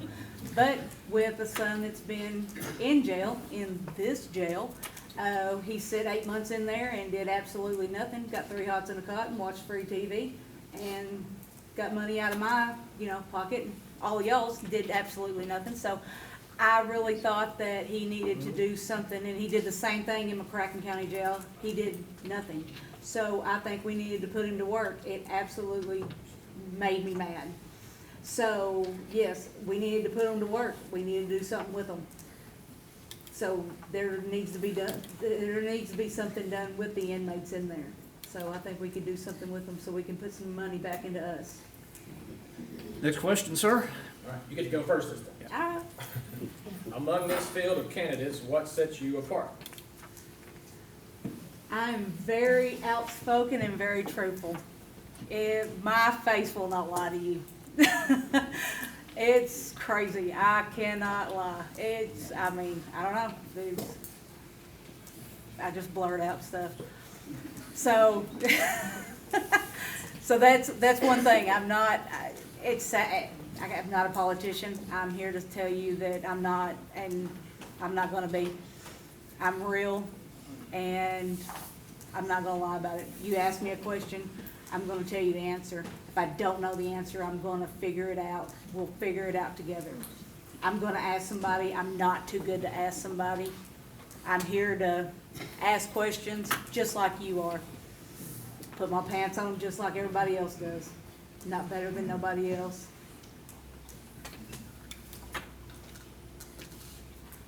Mr. Johnson? What sets me apart, so I alluded to it with my speech. I've got a little bit different perspective. I served on the streets. I've arrested people time and time again, and I've been in law enforcement long enough, and I think Barry can attest to this, that we started arresting even their family members, their children. I saw that through teaching DARE. I've been inside many homes. I see where our inmates are coming from and the chances that they had. And I see an opportunity that we can actually change their lives. So in law enforcement, and this is the perspective, I've seen it from law enforcement, I've seen it in their homes, I've seen it to the courtroom, and I've seen it in the corrections, and I've seen it from corrections from the inside. and I've seen a lot of good come from that. Working in the state prisons and the programs, West Kentucky Correctional Complex, in fact, it's mandatory that you have a job and you are taking a program. If you can't do that, if you refuse to do it, you go to segregation, you get locked up, and you get reclassified and shipped out.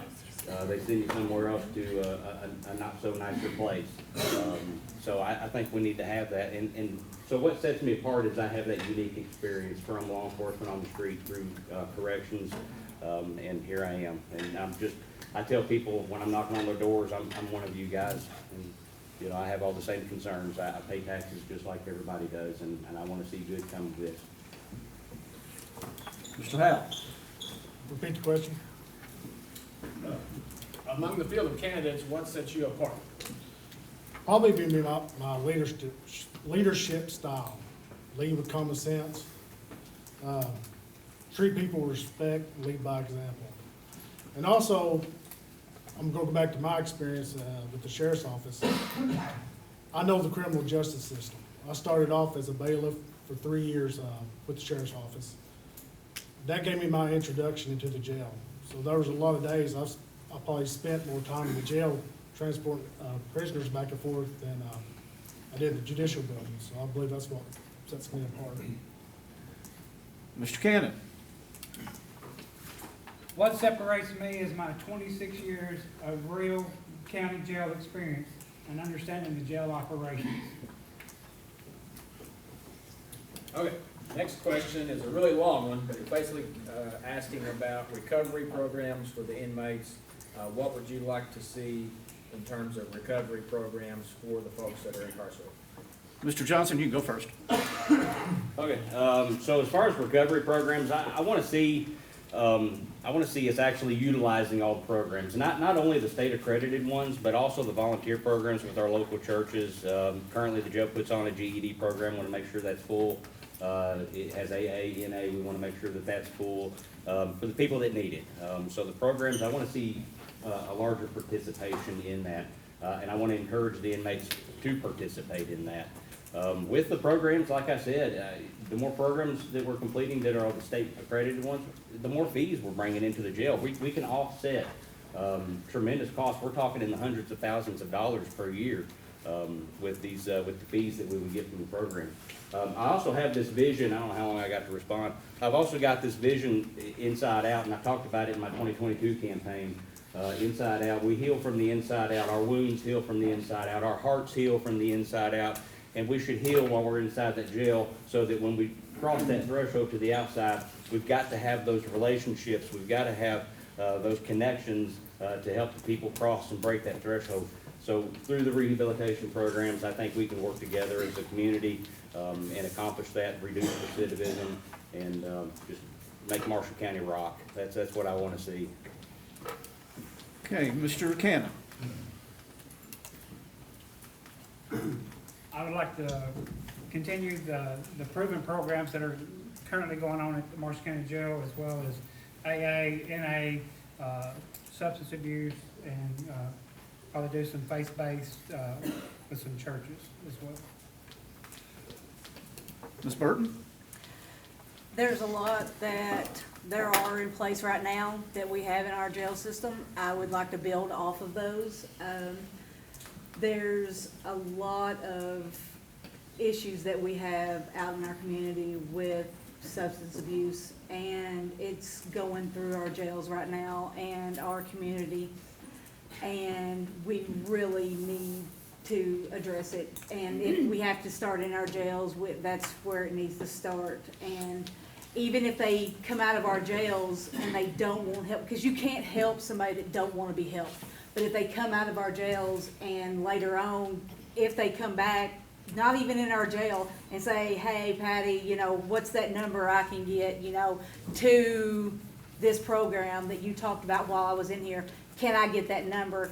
Absolutely, you know, but we need to be talking about whatever programs there are, but you need a list of programs, so there's gonna be a list. So we don't need just one or, you know, we need 10 or whatever. So we just need to be more provided for them out there, so. Mr. Howell? Yeah, I know there's several programs that Marshall County Jail has. like Ms. Burton said, work on those, build on those. And I'd also like to bring in more reentry classes. I love what McCracken County's doing. They're teaching those guys trades.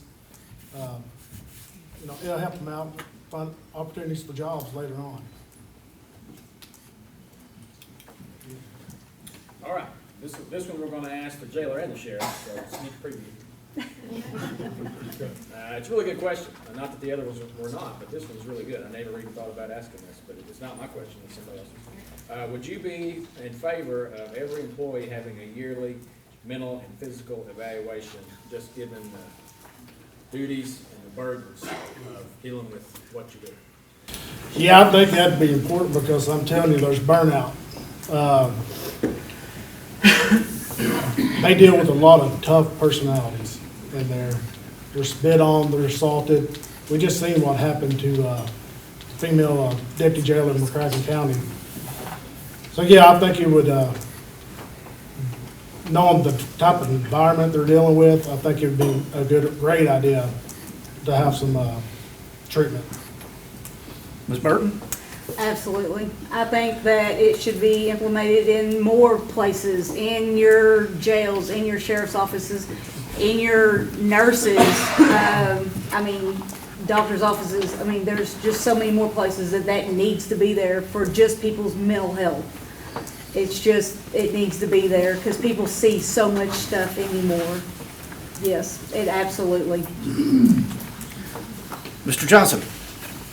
So I've spent a long time in law enforcement since 2001, working the streets, and the time that I spent working in the correctional institutions, vastly different. I've seen some things in the institutions that I never imagined I would ever see on the street. Never imagined. And it is extremely traumatic, not only as a law enforcement, as a sheriff, or a deputy, or a police officer. Not only is it traumatic, but when you're inside of an enclosed area, you got nowhere to run and go. You're stuck in there just like the inmates are in the state prison setting. And it can be quite dangerous and it can be extremely emotional. I've seen so many times where people are affected. And I believe that every year they should be evaluated. We've seen some correctional officers get, groomed to bring in contraband. We need to try to isolate that and make sure that's not happening. We've seen correctional officers have to get involved with somebody committing suicide inside of the prisons. And there's certain procedures and protocols that you have to go through in order to get in that cell and try to save a life. That's traumatic on the officer. And then of course what happened with that lady in McCracken County. She got assaulted and hurt pretty bad. There needs to be yearly, and not only yearly, but we need to have access regularly 24/7 to a counselor or somebody that can help us. Mr. Cannon? I say yes. I've seen the detoxing inmates. I've seen attempted suicides. I've seen the suicides and not being able to talk to anyone and how it affects your career.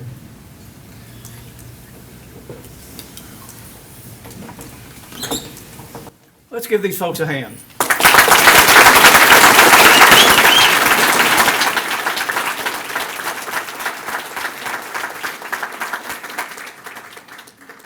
Obviously, this was the most popular position because we had the most filer for it, but we worked it out real well there. So I want to thank everybody who's been very cooperative in that. Last but not least, the sheriff. We've got two candidates for that, Mr. Matt Hilbrick and Mr. Doug Jordan. There we are.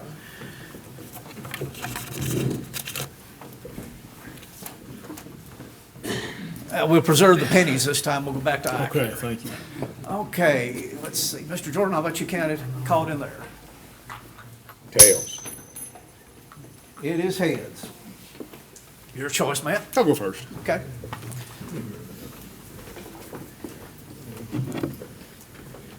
Boy, I'm not good with microphones. I'm pretty loud all by myself, but. Just in case. All right. Well, first, let me say good evening. Thank you guys for your patience sitting here. This has been a long night for everybody, and I appreciate your attention here. But I want to thank each one of you for coming out to listen to us speak. I think people being informed in our community is important. We have a strong community when we're informed. I also want to thank the GOP for putting this forum on and Marshall County Public Library. So I look around the room and I see a lot of familiar faces out here, and I think most of you know me, but if you don't, my name is Matt Hilbrick. I'm your current sheriff here at Marshall County. It's been an honor to serve this first term, but let me tell you a little bit about myself. Sitting right over here in the front row is my wife, Laurie. We've been married 30 years. She is the love of my life, and she really has done a lot to bring me right to where I am today. Next to her is my beautiful daughter, Sarah. She also serves the community. She went to get her master's degree in school psychology. She serves the kids of this community every day. What I want to say is my son, he doesn't live here right now, he's in Bowling Green. He's in medical school, David Hilbrick. He does a phenomenal job of being a great young man, and I tell you what, he's phenomenal. But at any rate, hopefully he'll come back and be a physician also to serve Marshall County. He's working on to that end, and he'd like to be a family practice physician right here in Marshall County. Our roots run very deep in Marshall County. Marshall County is home. It's where I was born, where I was raised, where both my children graduated school. I graduated Christian Fellowship, went to Murray State University, got a degree in business administration like Monty, but my minor's in criminal justice. I've served at the Sheriff's Department for a little over 26 years. If I make it till June, it'll be 27 years. Of that time, there's a lot of things that I've done in the course of my career. I started under Terry Anderson. He was sheriff when he hired me, sent me to the academy, worked the patrol shift. Worked from that, worked my way up through to being a detective. From a detective, went to be detective sergeant, then to detective lieutenant, and ultimately detective captain. Also, during that time, I've served for a brief time as patrol captain. Also have served as our Marshall County SRT team leader. So I've got a lot of experience in the sheriff's office. This is the only agency I've ever worked. It's the only agency I've ever wanted to work. This is home, and I'll fight for home because I've got 2 grandchildren that are 2 most important people living in this community to me. I've got a 5-year-old grandson named Hayes, and I've got a brand new 9-month-old granddaughter named Scotty. And they are the love of my life, and they're the reason why I am here as your sheriff, and they're the reason that I will fight for this community. And I'll fight for this community harder than anybody else you'll find, because when I leave this office, I want this community to be safe for my children and my grandchildren and their children coming out. And that's what matters to me most. All that being said, okay, Sheriff, you got this experience, you got this time, you got this training, been to a lot of good courses. What have you done for the Sheriff's Department since you've been in your term? That's what I think people want to know that are sitting here. So like Spraggs did, I'd like to go through a list because I can't remember them all. There has been a lot we've done. And I'd like to pause right here before I start and say, when I took over at the Sheriff's Office, we had some real challenges. We were in bad shape. And I want to say to Eddie McGuire's credit, that's not his fault at all. He did an excellent job as sheriff. He was stranglehold by resources at that time. And he did what he could. He was great to work for, and I appreciate my time serving under him. But when I took over, our office, the building, was in disrepair, guys. The roof was leaking. Heat and air units weren't working. Eddie had to go to Lowe's and buy heat and air units, those little temporary ones, to heat and cool the facility. I was in bad need of a facelift, and the security cameras weren't working. So since that time, we've replaced those heat and air units. We've fixed those roofs. We've replaced the security cameras. We also moved the interview room. It used to be back in the back. And every time we brought in a suspect, you had to walk that suspect past our civilian employees. We've moved that so there's an outside door now where deputies can come in, conduct an interview, conduct their paperwork, and keep those suspects away from our civilian employees. Moving right along. And before I go any further, you know what else I'd like to say? This kind of stuff doesn't happen without a strong partnership. And that's what leadership is. It's about partnerships. This fiscal court has been a friend. 1 minute. Oh, gosh. This fiscal court has been a friend of the Sheriff's Office. They have supported us every step of the way, and we have accomplished so much. But let me hit on one thing real quick, because my greatest accomplishment, I believe, is going to be our peer support team. That's consisted of Marshall County Sheriff's Department, Callaway County Sheriff's Department, Benton City Police Department, Calvert City Police Department, Murray State University Police Department, and Murray City Police. That peer support team comes together. That question we just had about mental health, that's what it's all about. That peer support team supports these guys who go through traumatic events. Because as a former detective, I've worked the most heinous cases this community has ever seen. And I've stood side by side with each one of these community members through our darkest days. And that weighs on you. It weighs not only on the deputy, but it weighs on their families. And we need those peer support teams to come in and support. The other thing we've done this year, we've added a mental health professional that our deputies can talk to. When they struggle, they have problems, they can go free of charge to our mental health professional. That's brand new, and that is unique to Marshall County Sheriff's Department. There's none other like it in Western Kentucky today. Time. Oh, love you guys. Vote for me.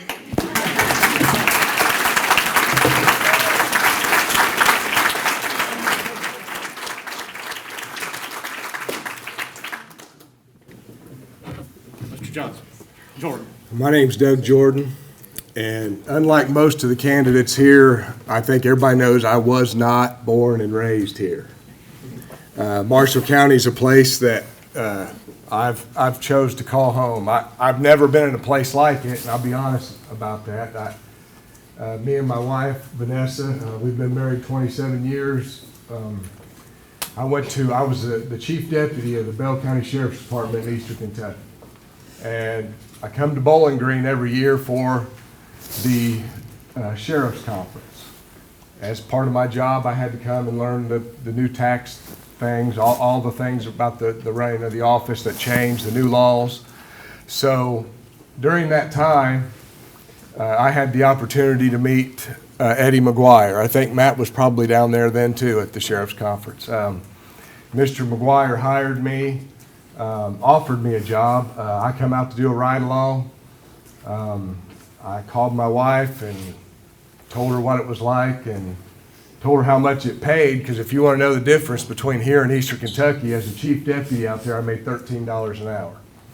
So I told her how much it paid. She said, "It sounds like you better get packed." So anyway, we come out here. I've never been any place like it. I mean, I've got friends here tonight. I'm sorry everybody's still here at this hour. We've got a lot of candidates running. I think that's a good problem to have. And I just appreciate all the support, people that come out. I've been doing this job almost 20 years. I've got a lot of experience. Like I said, I was chief deputy, so the one thing you can ease your mind about is me being able to step in and run the day-to-day operations of the sheriff's office. I've also been appointed jailer during a time when the county was putting the jailer through the impeachment process. So I can tell you right now, all you guys are nuts. That was a pretty rough job, and I wouldn't want it. But now I enjoy law enforcement. I love it. It's what I've dedicated my life to. And the things I want to touch base on, the reason I'm running for sheriff is real simple. I want to go ahead and bring back the sense of family, the sense of trust and integrity in our sheriff's office. We just had kind of a revolving door of manpower, and I just want to bring that. I believe I'm a leader. I believe if you get out and ask around the community, you'll find out that I'm a leader. I believe you'll find out the men will trust and work with me and follow me anywhere. And I'm not afraid to lead them. I love this community. This is where we've chose to call home. This is where we're going to be staying. I can tell you right now that you're going to have a lot different sheriff's department if you vote for me. I tell you, out on the campaign trail, I learned something that if my information was correct, you guys may know, may not know. I bet Jason Darrell, he knows about everything. But there's another man that served from Bell County, Kentucky, in Marshall County. His name was Pal Howard. And if the information the person told me was correct, they said if you get elected, you'll be the second person from Bell County, Kentucky to get elected over here in Marshall County. So I appreciate everybody coming out. And here's where your sheriff's department is going to be different if I'm elected. It's going to be a lot different. I believe the day and time that we live in, okay, narcotics, illegal drugs is the #1 problem in our community. I believe it underlies 90% of all of our crime. It's behind all of it. And I want to tell you today that I believe I'm the best candidate for sheriff for this job because I've got 15 years of experience. And when I get done, I will show you a relentless pursuit of illegal narcotics investigations. It'll be high pressure, it'll be run and gun. Every person in my department will be interdiction trained and narcotics investigations trained. We will serve this community. There will no longer be an answer your calls and that's all we care if you do department. We will run and work as hard as we can for the taxpayers of this county. We will be 100% transparent with you, ethical. I'm as approachable man as you'll ever meet. You come and see me anytime. I know there was some individual questions that they weren't able to put out there tonight, so if you guys want to see me when this is over and ask those questions, I'll be perfectly glad to answer them. Time.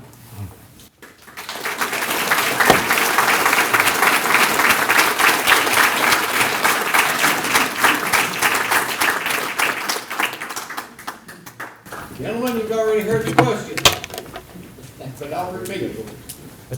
Would you be for every employee having a yearly mental and physical evaluation?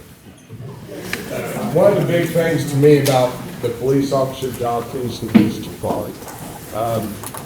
What I plan to implement, if I'm elected, is a on-the-job hour, 3 times a week, membership at a gym where they will be paid to work out and stay in shape. I believe it's very important for their health, their mental stability. I can tell you that I will also have a 24/7 available therapist for the band, Tempe Sheriff's Department, because it's a very demanding job. I would not make it mandatory for the mental part. I'll tell you why that is. I don't believe we ought to force anybody to do it. I'm blessed. I don't know if tomorrow I'll wake up and have 15 years of PTSD, but I've been doing this a long time, and I'm one of those folks that have 0 issues. And I don't want anybody digging around there and create any until I get some. So that's the answer to that. Mr. Hilbert? Sure, this wasn't easy because we're already doing this at Marshall County Sheriff's Office. We have a mental health professional who is on staff now, or I shouldn't say staff, but subcontracted for our guys. They can go, they can talk to this mental health counselor anytime they choose to. They will bill us for that, and we don't know who it is. I stay separate from that so it doesn't create a situation where guys don't want to report. They don't want to go seek help because they're afraid of repercussions from supervision. So as the leader of the supervisors here, I don't get into who's going to see them, but we provide that opportunity to them. I think it's crucial. I've worked countless cases over the years, and it weighs on you guys. It really does. Particularly the rape cases, the child abuse cases, the child pornography cases. Those kind of things, they put a weight on you. You just, unless you've lived it, you still don't understand it. And so, yes, I think that a yearly evaluation would be a great thing. In fact, I've already spoke to our mental health counselor about that. She recommends not starting that immediately right now. She recommends letting trust build up between our employees so they begin to trust her before we make them go. Now, if we make them go, we can't make them talk, guys. If they don't want to talk to them, if Doug didn't want to speak to them, he didn't have to. But I think that we provide that opportunity because there's a stigma. When you're a deputy, if you go and talk to somebody, you're weak. Well, that's not true. And in fact, you're strong. If you can get up and talk to someone and explain what you're struggling with, that makes you a stronger person.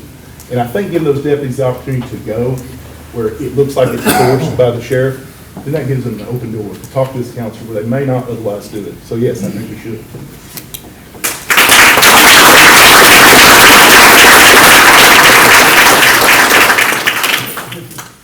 This question is, how can the sheriff's office get more patrols near the edges of Marshall County? For example, out toward Possum Trot, Hardin, Aurora, Old Gilbertsville, and I think that we're trying to put maybe Brewers on there. Mr. Hilbert?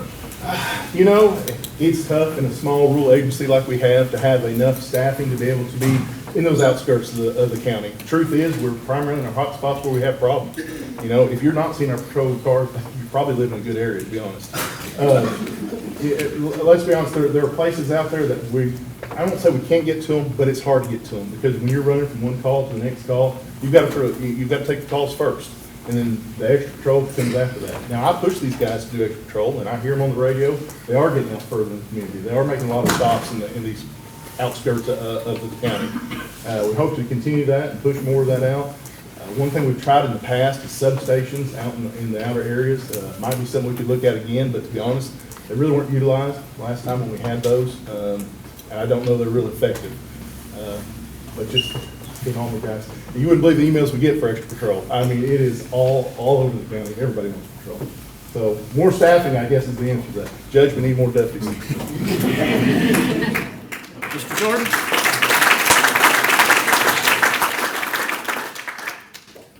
My answer to that would be, I'm also going to be a working sheriff. I know that it's a full-time job being sheriff, but I'm going to be out there on the road. The guys are going to be accountable. They're going to know I'm going to be out there. I'm going to designate areas at different times where when you don't have a call, you stay in that area. And I'm going to cover every part of the county. You can do that. There are times you're covered up by calls from the time you clock in to the time you go home. And there are times you'll come to work and get 2 calls. And on those times, if you don't hold people accountable and you're not the leader, you're not out there making them do it, it's easy to say, well, I'm wore out and I'm finally getting an easy day, and you try to kick back. But, crime doesn't kick back. So our communities are rapidly changing, and we've got to stay ahead of the game.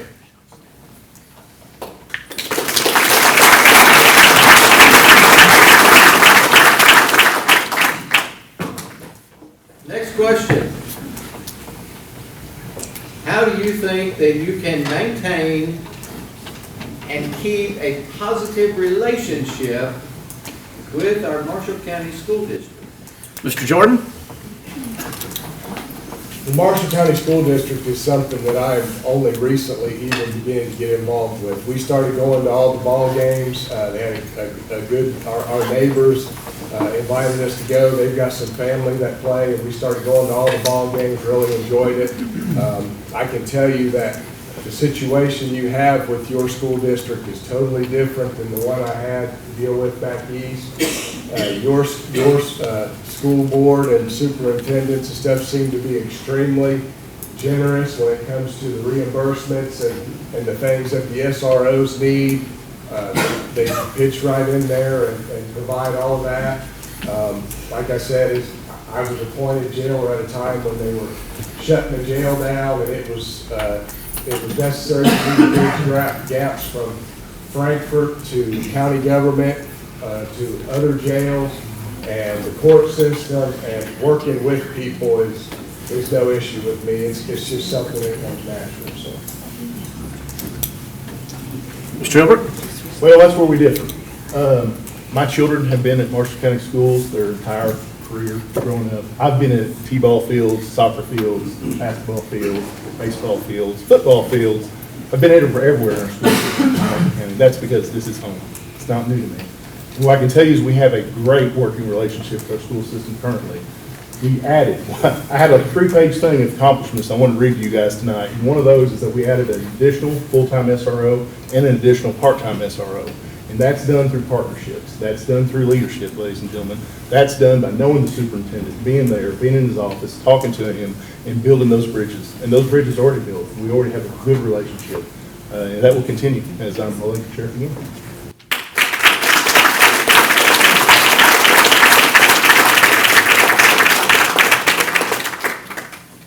What are some of the very first things that you would like to address with the sheriff's office? Mr. Hilbert? First things I'd like to address? I would love to read you guys what we've already addressed. Can I do that? Can I share what we've done? For you, up on your new term. Okay, first thing I would like to do, electronic crimes. We do not have an investigator that is electronic crimes investigator. What we really need here is one that can do that, because we all live our lives through our devices. These phones, whether it be a tablet, a cell phone, computers, there is a plethora of data that can be mined from these devices that we could use to solve crimes.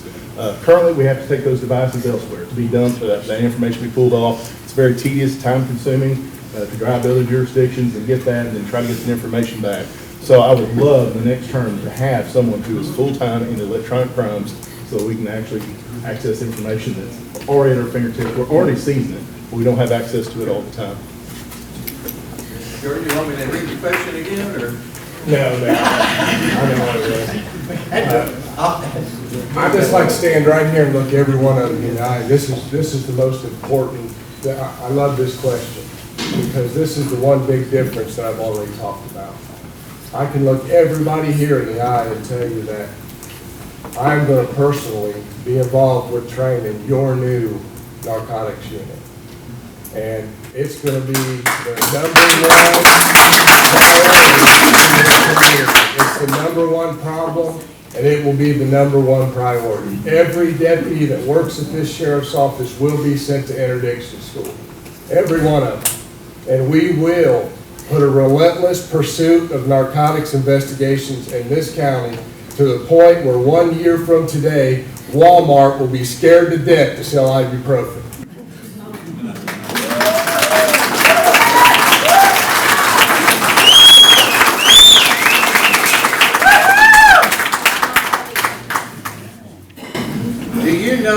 any policies, or I would add any laws that seem to impede the effectiveness of law enforcement on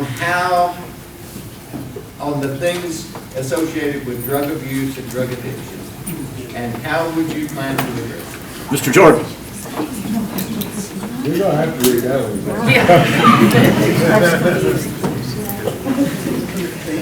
Okay, one more time here. Do you know policies or laws that are impeding the effectiveness of drug enforcement, and how do you plan to address them? Well, I worked at the sheriff's department until recently, I think. I'm not sure if I told you that. But here's the problem. We do have, at this time, some policies, in my opinion, and some leadership that impedes the progress of narcotics investigations. Now, I don't think that that's anything I'm telling you sitting here trying to talk about anybody saying anybody's crooked or doing anything wrong. I believe it's probably lack of know-how. I believe it's probably sedimentary, being in the job way too long, not wanting to work weekends and holidays. Sometimes you'll have narcotics people that say, we don't work on informants' times, they gotta work on our times. Well, folks, I'm gonna tell you something. If they could work on your time, they'd have jobs, okay? These folks, the drug investigations is a get up and go when the opportunity is there. Christmas Day, your kid's birthday, that's what it is, and that's what my wonderful wife's put up with for 15 years. Amen.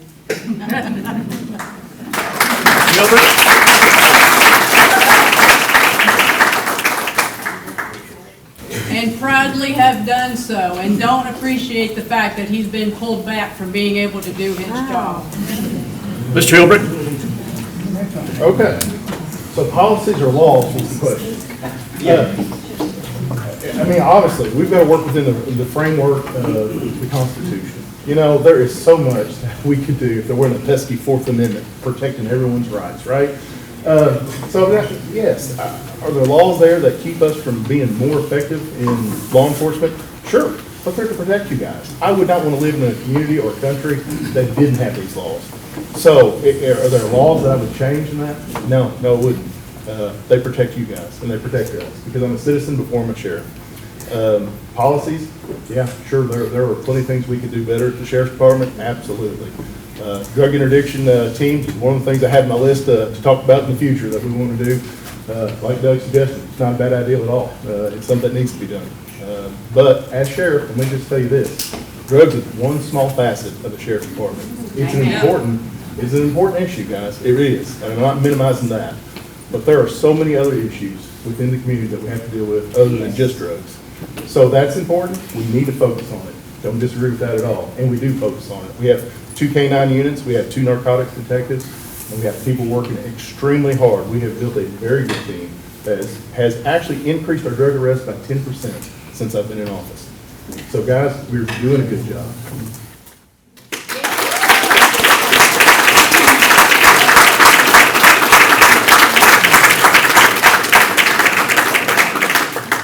Folks, I want to thank everybody for coming out tonight. I think we've had a very good forum, and again, our goal with the Marshall County Committee is transparency.